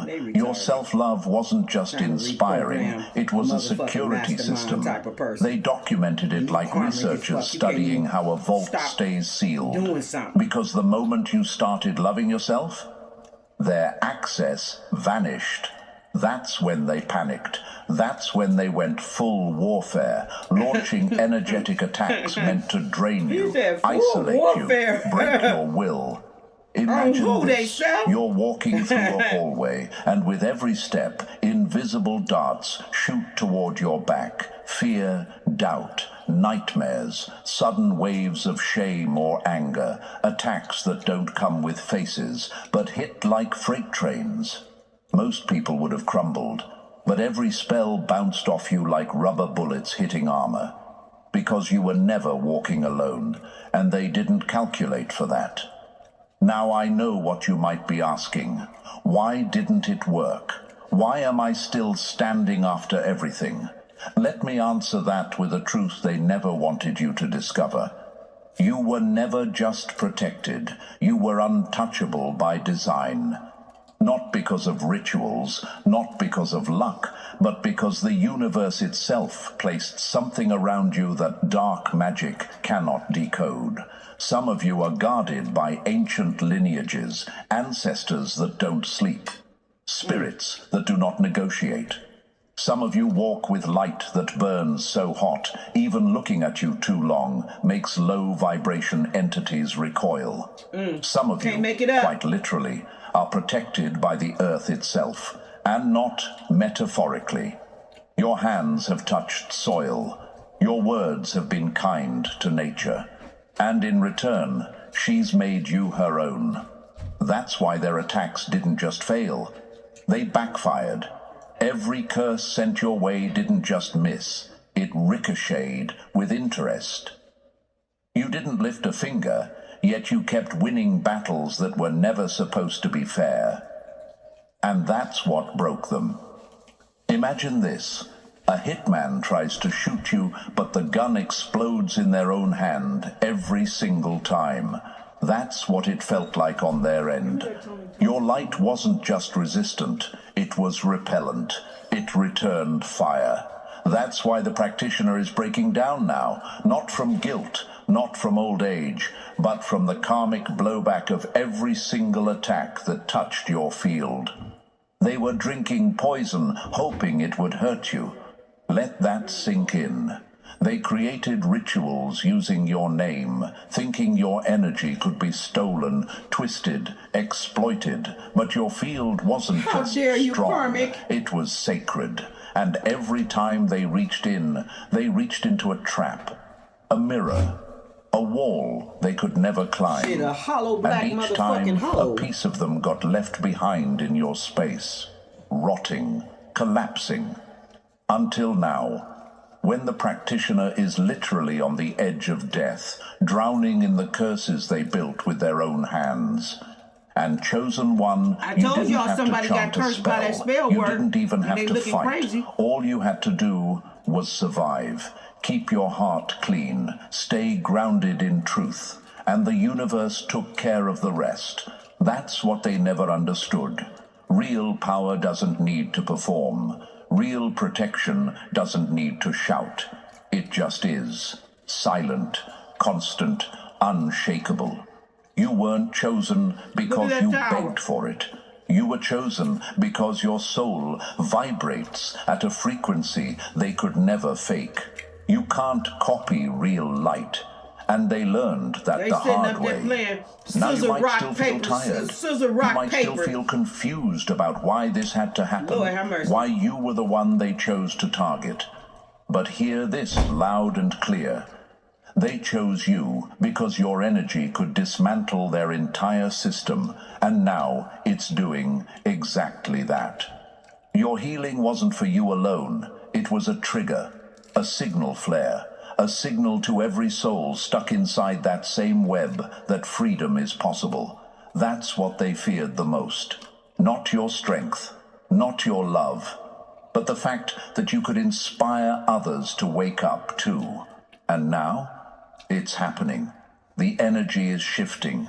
Their grip is slipping, because the more you rise, the more their lies crumble. And with every breath you take in your power, another mask falls off on their side. You're not imagining this. This isn't paranoia. You were targeted. They did try to dismantle you, but they failed. And now the fallout is hitting them harder than they ever expected. Keep walking, keep glowing, keep being the walking reminder that no spell is stronger than a soul standing in truth. You didn't just survive the war, you flipped it back on them. That's what makes you dangerous. That's what makes you legendary. Number 3, when you curse the sun, you end up burning. They threw fire at your light and forgot they were standing in gasoline.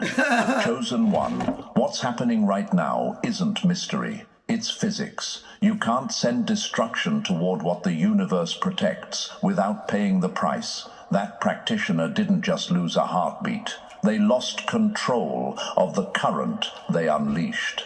Every curse they launched, every ounce of venom they sent your way, circled back like a boomerang made of pure consequence. Imagine this.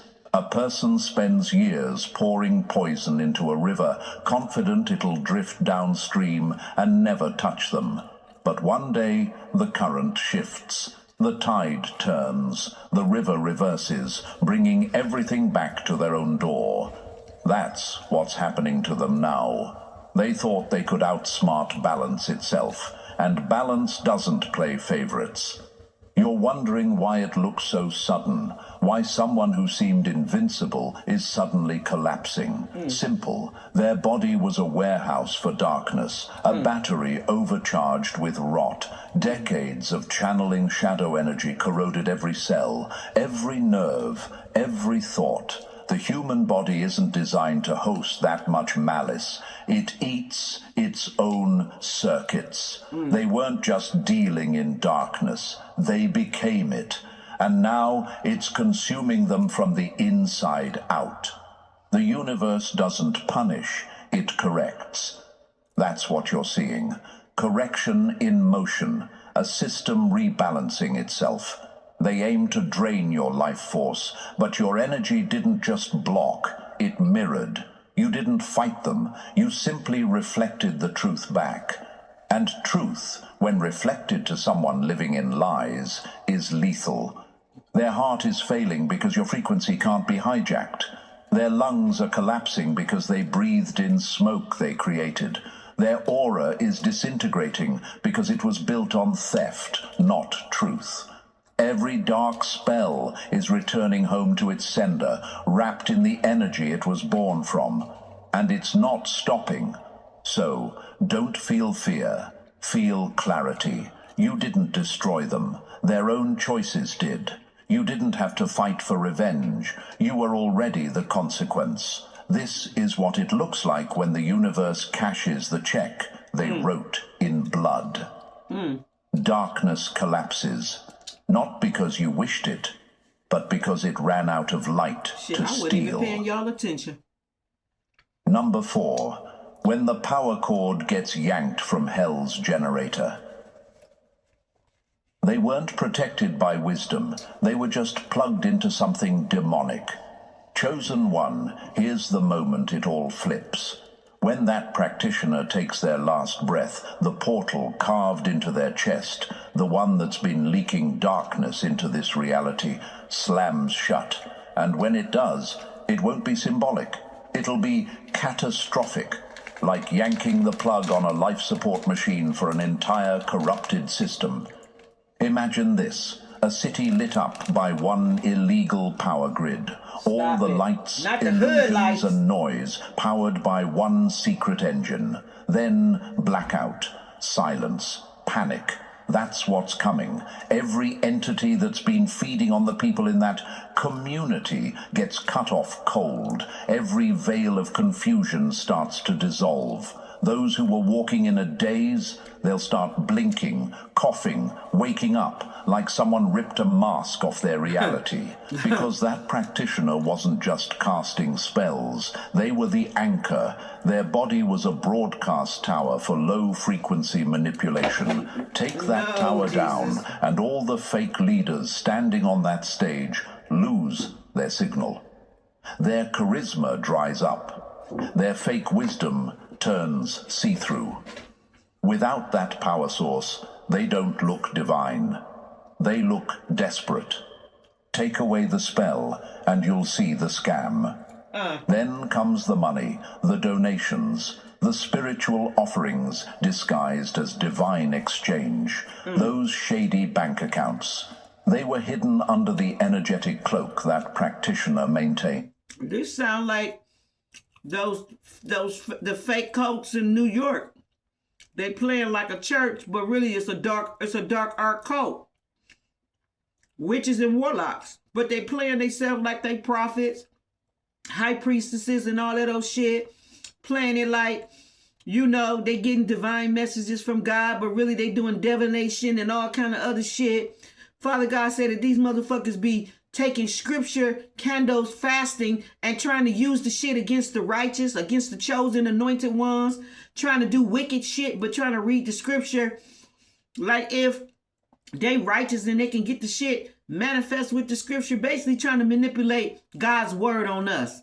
Like, they be doing all kind of crazy shit. When the energy collapses, so does the illusion of integrity. Investigators who once looked the other way will suddenly be wide-eyed. That shield didn't just hide demons, it hid digits, and digits leave trails. And the dead, some of them will finally be seen. Not all, but enough. Bodies buried under lies, silence, and gaslit memories will start to surface. In testimonies, letters, patterns. The insider who defected is already connecting the dots. That letter isn't just exposing truth, it's opening a case file the world can't ignore. Then comes the wildfire, screenshots, audio files, screenshots, recordings, bank statements, survivor voices. All of it will spread. The organization will scream lies, play victim, and try to discredit it all. But it won't matter. Once light floods a room, darkness doesn't get to argue. This isn't just a collapse, it's a cleansing, and it's already started.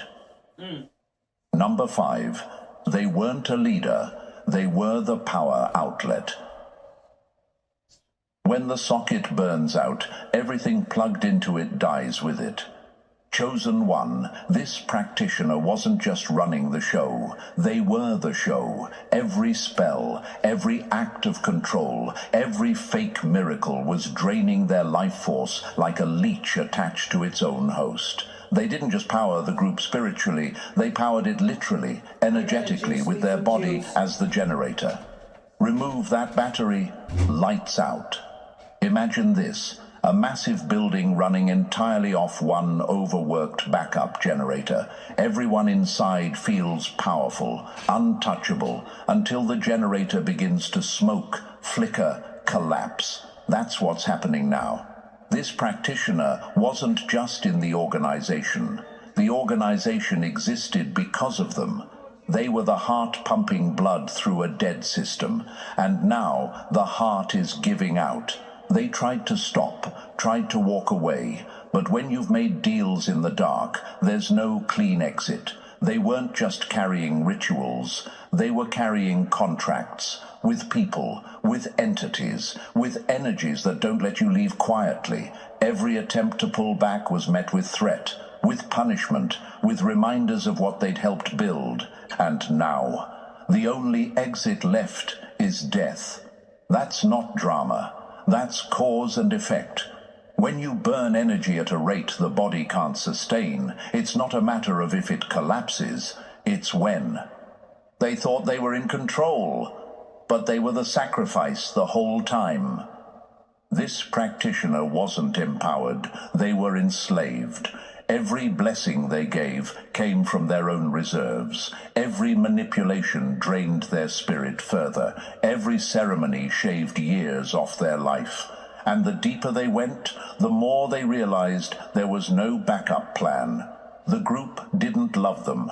It used them until the battery bled dry. So now, as the collapse begins, remember, this isn't just one person fading. This is the shutdown of the power station that kept a false kingdom alive. And you, chosen one, were never meant to plug into that system. You were built to outlast it. And now you're watching it flatline in real time. Number 6. They built an empire on sand, and the tide just hit. When the puppet master drops, the puppets strangle themselves with their own strings. Chosen one, the chaos you feel brewing isn't just panic, it's an implosion. That practitioner was the last nail holding their entire fake reality together, and now that they're slipping out of the picture, the mask is cracking, the spells are misfiring, and the entire network is spiraling like a house of cards in a hurricane. Imagine this, a stage built for illusion. Lights, smoke, sound effects, all engineered to make the audience believe in the magic. But behind the curtain, the crew's in full-blown crisis mode. The director's gone, the wires are snapping, and the illusion is failing in real time. That's what's happening behind their polished image right now. Mid-level practitioners, the ones who copied their dark formulas without understanding the full cost, are panicking. Rituals that once worked are now blowing up in their faces. The leaders, they're not planning healing, they're planning damage control, emergency meetings, frantic messaging, rushed lies to maintain their branding. You'll hear phrases like misunderstood, taken out of context, or just a phase. But don't fall for it. You're not witnessing a rebrand, you're witnessing a collapse. When darkness loses its source, desperation becomes its voice. And then comes the financial quake. Donors vanish, contributions dry up. Why? Because without the practitioner's power, the enchantment over money breaks too. People start seeing where their money went, who it funded, what it really enabled. And what they see makes them run fast. But here's the part they couldn't prepare for: the paper trail. The practitioner kept records, not just for leverage, but maybe out of guilt. Letters, journals, detailed instructions, confessions even. Everything they thought was hidden in a drawer is about to hit the light. And when it does, it won't just be spiritual exposure, it'll be criminal. This isn't just chaos, it's accountability rolling in like a tidal wave. They can run from the spotlight, but they can't outrun the truth. The implosion has started, and no lie can stop it now. Number 7, you didn't just survive, you tipped the whole damn table. When one parasite dies, the whole infestation gets exposed. Chosen one, don't get it twisted. This isn't just one cult going down. This is a chain reaction. The practitioner wasn't isolated. They were the root of a much bigger web. They trained others, duplicated the darkness, taught systems of control masked as spiritual guidance. Now that their core is collapsing, the branches they built are snapping too. And guess what? You're the reason this is happening. Imagine this: one rotten beam gets pulled from the foundation of a building, and suddenly the walls start shifting, the floors buckle, and everything that looked strong starts falling apart. That's what your survival did. You weren't just a target. You were the one thread they couldn't cut, and now the whole fabric is unraveling because of it. The people this practitioner empowered, their little disciples with copied rituals and borrowed ego, are watching their protection disintegrate in real time. They're scared, exposed, and next in line for collapse. Because once the truth about the practitioner leaks, it doesn't stop there. Screenshots, testimonies, leaked teachings, hidden alliances, it's all coming up, and it's all connected. They built an empire of lies, and you became the crack that made the whole castle fall. And let's be clear, this isn't karma in the clouds. This is real-world evidence, real-world accountability, real-world fallout. Their curses didn't just bounce off you. They poisoned their own system. Every spell they sent, every dark ritual they performed, boomeranged with interest. You didn't fight back. Your survival was the revenge. You staying alive, unbroken and unbothered, is what's killing them now. You are the spark, the signal, the proof that the empire was fake. You didn't just dodge destruction, you revealed it. And now every group tied to this practitioner, every ally who benefited from their darkness, is on borrowed time. This isn't a story of escape. It's the beginning of their reckoning, and it all started because they couldn't destroy you. Number 8, the throne was made of smoke. Now the wind's blowing in. Take away the illusion, and even the loudest tyrant looks like a scared child in costume. Chosen One, this so-called kingdom wasn't built on power, it was built on illusion, and the moment that practitioner flatlines, the illusion starts dissolving like mist under sunlight. The portal they hosted, the one feeding fake divinity into the group, will close for good, and what they once called spiritual connection will feel like trying to breathe in a vacuum, cold, silent, hollow. Imagine this. A speaker blaring heavenly music for years suddenly gets unplugged mid-note. The silence is deafening. The rituals they once performed, the ones that made people cry, shake, collapse, will suddenly feel empty, almost embarrassing. Not because the people changed, but because the spell's power source is gone. Leaders will scramble. They'll blame the members. You're not aligned, they'll say. Your faith is weak. But it won't work this time, because something deeper will be whispering inside the minds of their followers. This was never real. That voice won't be fear. It'll be awakening. When the curtain falls, the wizard looks like a fraud with a microphone. And with that awakening comes collapse, not just of the group, but of identity. These weren't just members. They were people who gave their trust, their energy, their souls. Now they'll be forced to reckon with the truth. They were feeding an empire built on stolen light. And that realization, it shatters something. Some will rage, some will deny, some will break, but all will feel it. The undeniable shift when presence leaves the building. It will be painful, it will be chaotic, but it will also be clean, because truth doesn't come with anesthesia. It comes with clarity, and clarity is what burns the last layer of fog off the mirror. So let it crumble, Chosen One. Let the false kingdom rot from the inside out. It was never sacred, it was staged, and now the show's over. Number 9, their death is your reset button. The spell didn't wear off. It got ripped out by the roots. Chosen One, you're about to feel something you haven't felt in a long time. Your full self. Not the version of you dulled by invisible exhaustion. Not the version held down by spiritual leeches. But the version that existed before they hijacked your energy field with spells you never consented to. Because when a practitioner of this level dies, the ripple is immediate. Every binding, every false cord, every siphon they created begins to undo itself. Imagine this.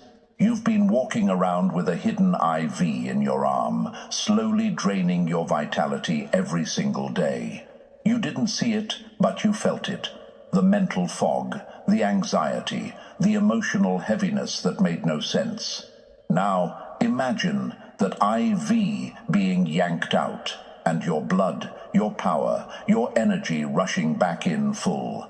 That's what this moment is.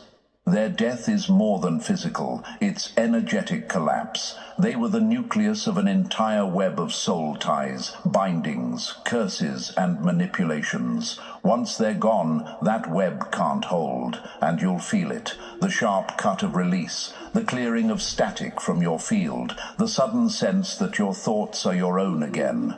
They took your energy without permission. Now the universe is taking it back without apology. You'll wake up and breathe deeper. Colors might look brighter. Memories that felt distant may come rushing back. This is not imagination. This is reclamation.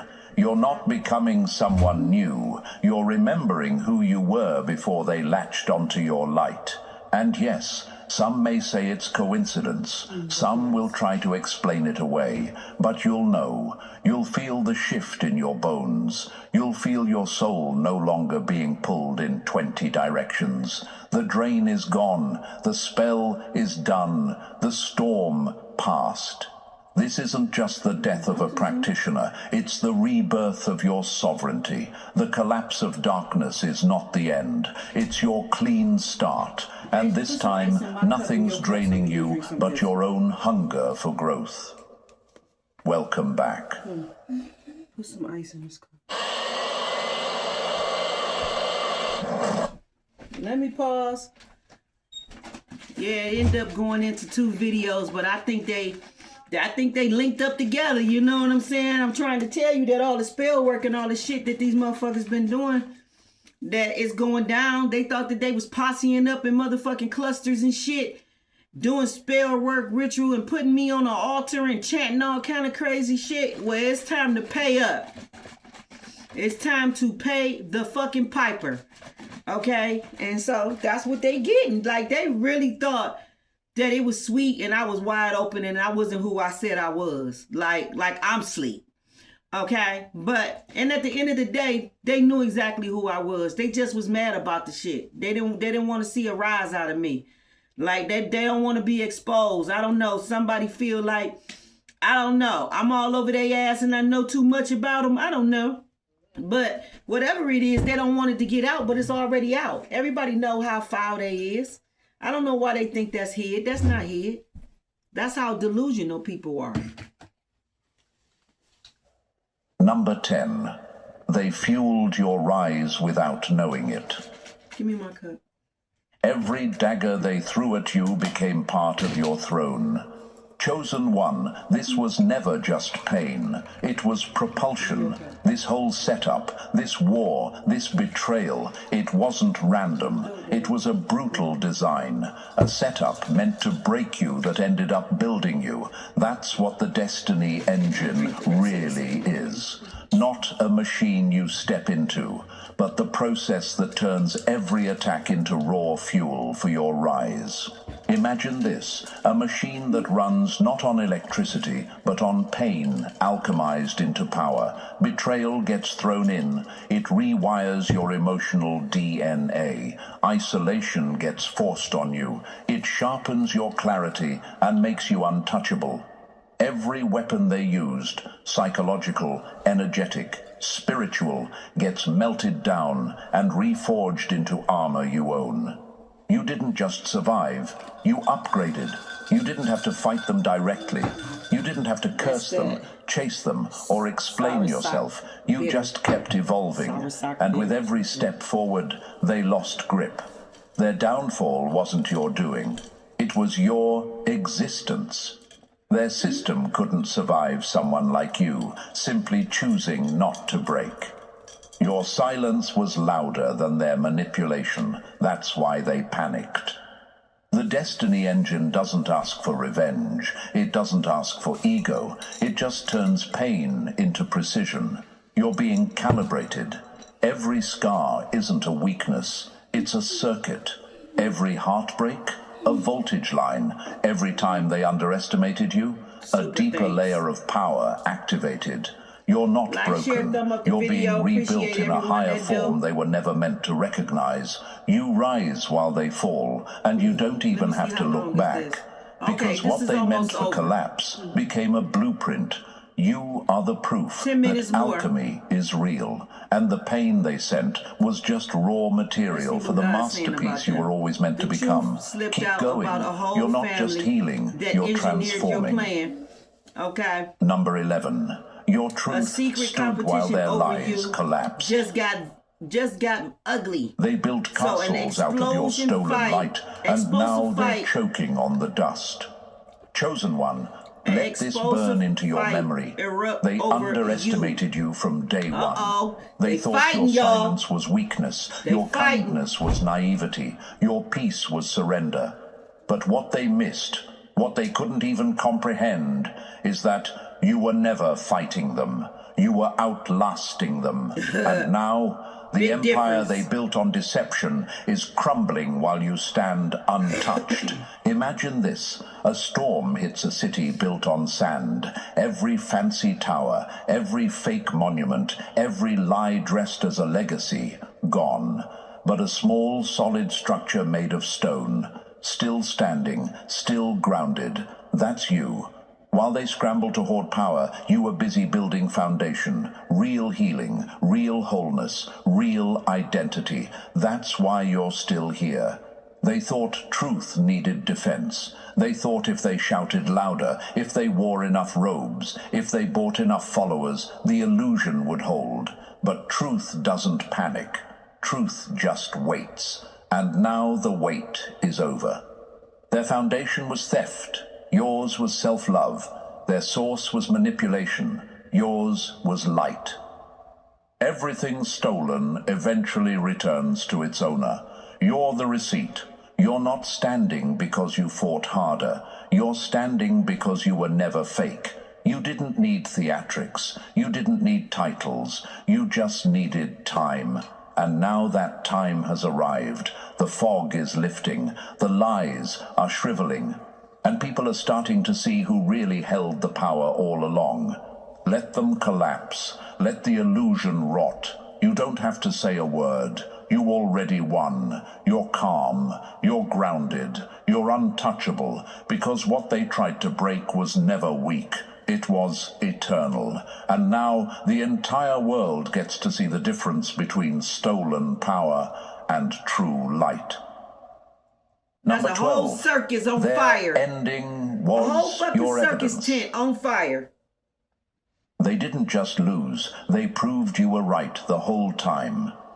Chosen one, this wasn't just a death. It was a message, loud, clear, cosmic. The universe didn't take this practitioner out at random. This was balance hitting the table like a gavel. The system they built on manipulation, fear, and stolen energy finally reached its expiration date. And now their fall becomes the warning bell every dark practitioner hears echoing in their bones. You don't get to attack the light without consequence. Imagine this, a wildfire ripping through a forest built on lies, burning every shortcut, every fake ritual, every twisted This is a form of dark power art, to ash. priest. What's left standing after the smoke clears? You. Not because you fought harder, but because you aligned. You stayed rooted in truth when everything else was flexing for attention. You stayed still while they screamed. And now that silence is speaking louder than anything they ever cast. This death isn't just justice. It's a shift, a pivot point in spiritual spaces where accountability can no longer be avoided. No more hiding behind robes, titles, or mystic branding. No more pretending evil is just misunderstood. The energy is flipping, and everyone who watched you get targeted and saw you not A child break seen something now and knows the what parent real told him to protection shut up. looks like. You better not say nothing. You didn't expose And I'ma them tell with you your what it mouth. is. You exposed them with One your of these survival. little evil couples, You are the proof that light they isn't poetry. sacrificed It's one of their power. kids for some It's money, armor. for some It's insurance law. money. While they mocked your healing and And tried y'all to not getting siphon away your with that. joy, That's you gonna stood come back in up for alignment. judgment. Just know that. Alignment became a shield So if you they think you couldn't got away decode, with it and you a collected money mirror on the they couldn't child, survive. nah, it's And gonna come now, back up for the judgment. practitioner's death That's is what a God told me lesson, to tell you. not just to their followers, but to every other shadow worker watching from the sidelines. Let them watch, let them learn, because you didn't need revenge, you didn't need validation, you became the lesson, a walking reminder that truth doesn't flinch, light doesn't lie, and when the smoke clears, the Somebody ones burning aligned their books still stand. or whatever this Number 13. material that they got, You were the believing in glitch this system that and all broke this their crazy whole shit. system. They burning it and getting the fuck away from because they You weren't realize it was just a hard host. to kill. And they You had were no business impossible to following that program. shit and doing all Chosen that. one, let this settle deep in your bones. You were never supposed to make it this far. Others were silenced. Others vanished. Others fell under the same darkness they threw at you, Right. but not you. Right, they thought You I was were gonna the go off in first La La who didn't Land break. and The have a whole first bunch of who voodoo didn't all over fold. me. That's what they The thought. first who Nah, walked through bitch. their full Nah, force bitch. assault Not and today, came not out tomorrow, glowing. not never. That alone Not today, not tomorrow, rewrote not the never. script. That alone caused the collapse. Imagine this, a virus that infects every system it touches until it hits one machine, you, that not only resists it, but fries the whole network in return. You didn't just survive the attack. Your survival crashed the whole grid. They aimed their peak darkness at you, and you made it collapse on itself. That's not luck. That's legacy. That's alignment. They studied your fall, but never planned for your rise. Up my value, Carmen. You are more than protected. You are positioned. You are the anchor of this entire shift. The dominoes didn't fall on accident. They fell because your energy refused to comply. You became the signal flare, the silent siren that echoed through the shadow world and made everything unstable. Your light didn't just defend itself. It exposed the fraud. It reversed the flow. It rewired the outcome. Their death marks the end of illusion. But your presence, that's the start of reality snapping back into place. As their network implodes, your clarity expands. As their grip weakens, your influence sharpens. Everything they stole begins returning. Everything they cursed begins unraveling. And everything they tried to block now flows to you unfiltered. This isn't just a win, it's a shift in the frequency of the entire field. You are not just part of the change. You are the reason it's happening. Their collapse proves it, and your survival seals it. So stand tall, chosen one. The war didn't just end. You rewrote the ending. Number 14. Their end was just your beginning.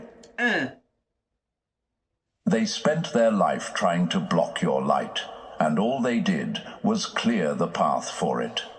Chosen one, the war is over. The last spell has snapped, the last illusion has burned out, and the final manipulator has fallen. The practitioner's death didn't just mark the end of their reign. It signaled the return of everything that was ever stolen from you. Your clarity, your peace, your momentum, it's all coming home, not as a favor, but as restoration. This is the new dawn they swore you'd never see. Imagine this. You've been walking uphill with weights you didn't even know were chained to you, and suddenly they fall off. Your steps feel lighter, your breath feels deeper, your mind stops spinning. That's not fantasy, that's energy returning to its rightful place. That's you stepping into a timeline they tried to hijack but couldn't hold. They drained you to fuel their illusion, and now that illusion is dead, your power has no leash. This isn't about revenge, this is about expansion. From this point forward, things will feel different, effortless, as if the friction you normalized was never supposed to be there, because it wasn't. Their fall removed the spiritual static that once made growth feel like a war. Now it's creation, flow, wholeness. You're not chasing peace anymore. Like y'all done woke up You've a damn become it. beast. They worked tirelessly to block this moment. Ritual after ritual, spell after spell, years of trying to suppress something they could never fully understand. You. But now their efforts are dust. Their empire is that whole ash. clown tent. And you? It's on fire. You're just getting started. You're untouchable, unshaken, fully in alignment with who you've always been underneath the noise. This is your beginning, not a repeat, not a rebuild, but a completely new chapter that belongs to you. No cords, no watches, no chains. The energy has flipped. The current is in your favor now. The darkness collapsed. The illusion died. And you, chosen one, you rose. Undeniable, unmatched, unstoppable, chosen one. If you felt this message in your soul, it's because it was meant for you. You didn't just survive the storm, you are the shift. The darkness fell, and now it's your time to rise without resistance. This is your new era. Claim it fully. And if you haven't already, press that like button to amplify this truth. And if you're not yet part of this powerful community, Basically, he just saying get on board with what that is. I don't want the karmics to hear that. You feel me now? So I'm letting it just stay glowing and stay unstoppable. He basically said keep glowing and stay unstoppable, because that's what it is. Period. That's what it is. Like, I cannot fathom how many people is envious as fuck of one person. This shit is just sad that people don't got enough faith in themselves that they envy another person, that they would do all this evil type of stuff to them. And it's just bugged out. But, hey, each one teach one. We're not going to leave nobody behind. And we definitely going to show you, teach you, help you, heal you, and move you right on forward in whatever lane you want to be in. Peace, love, and light. I am your sacred, magical high chief priest of the Most High God. Come to give it to you real and raw.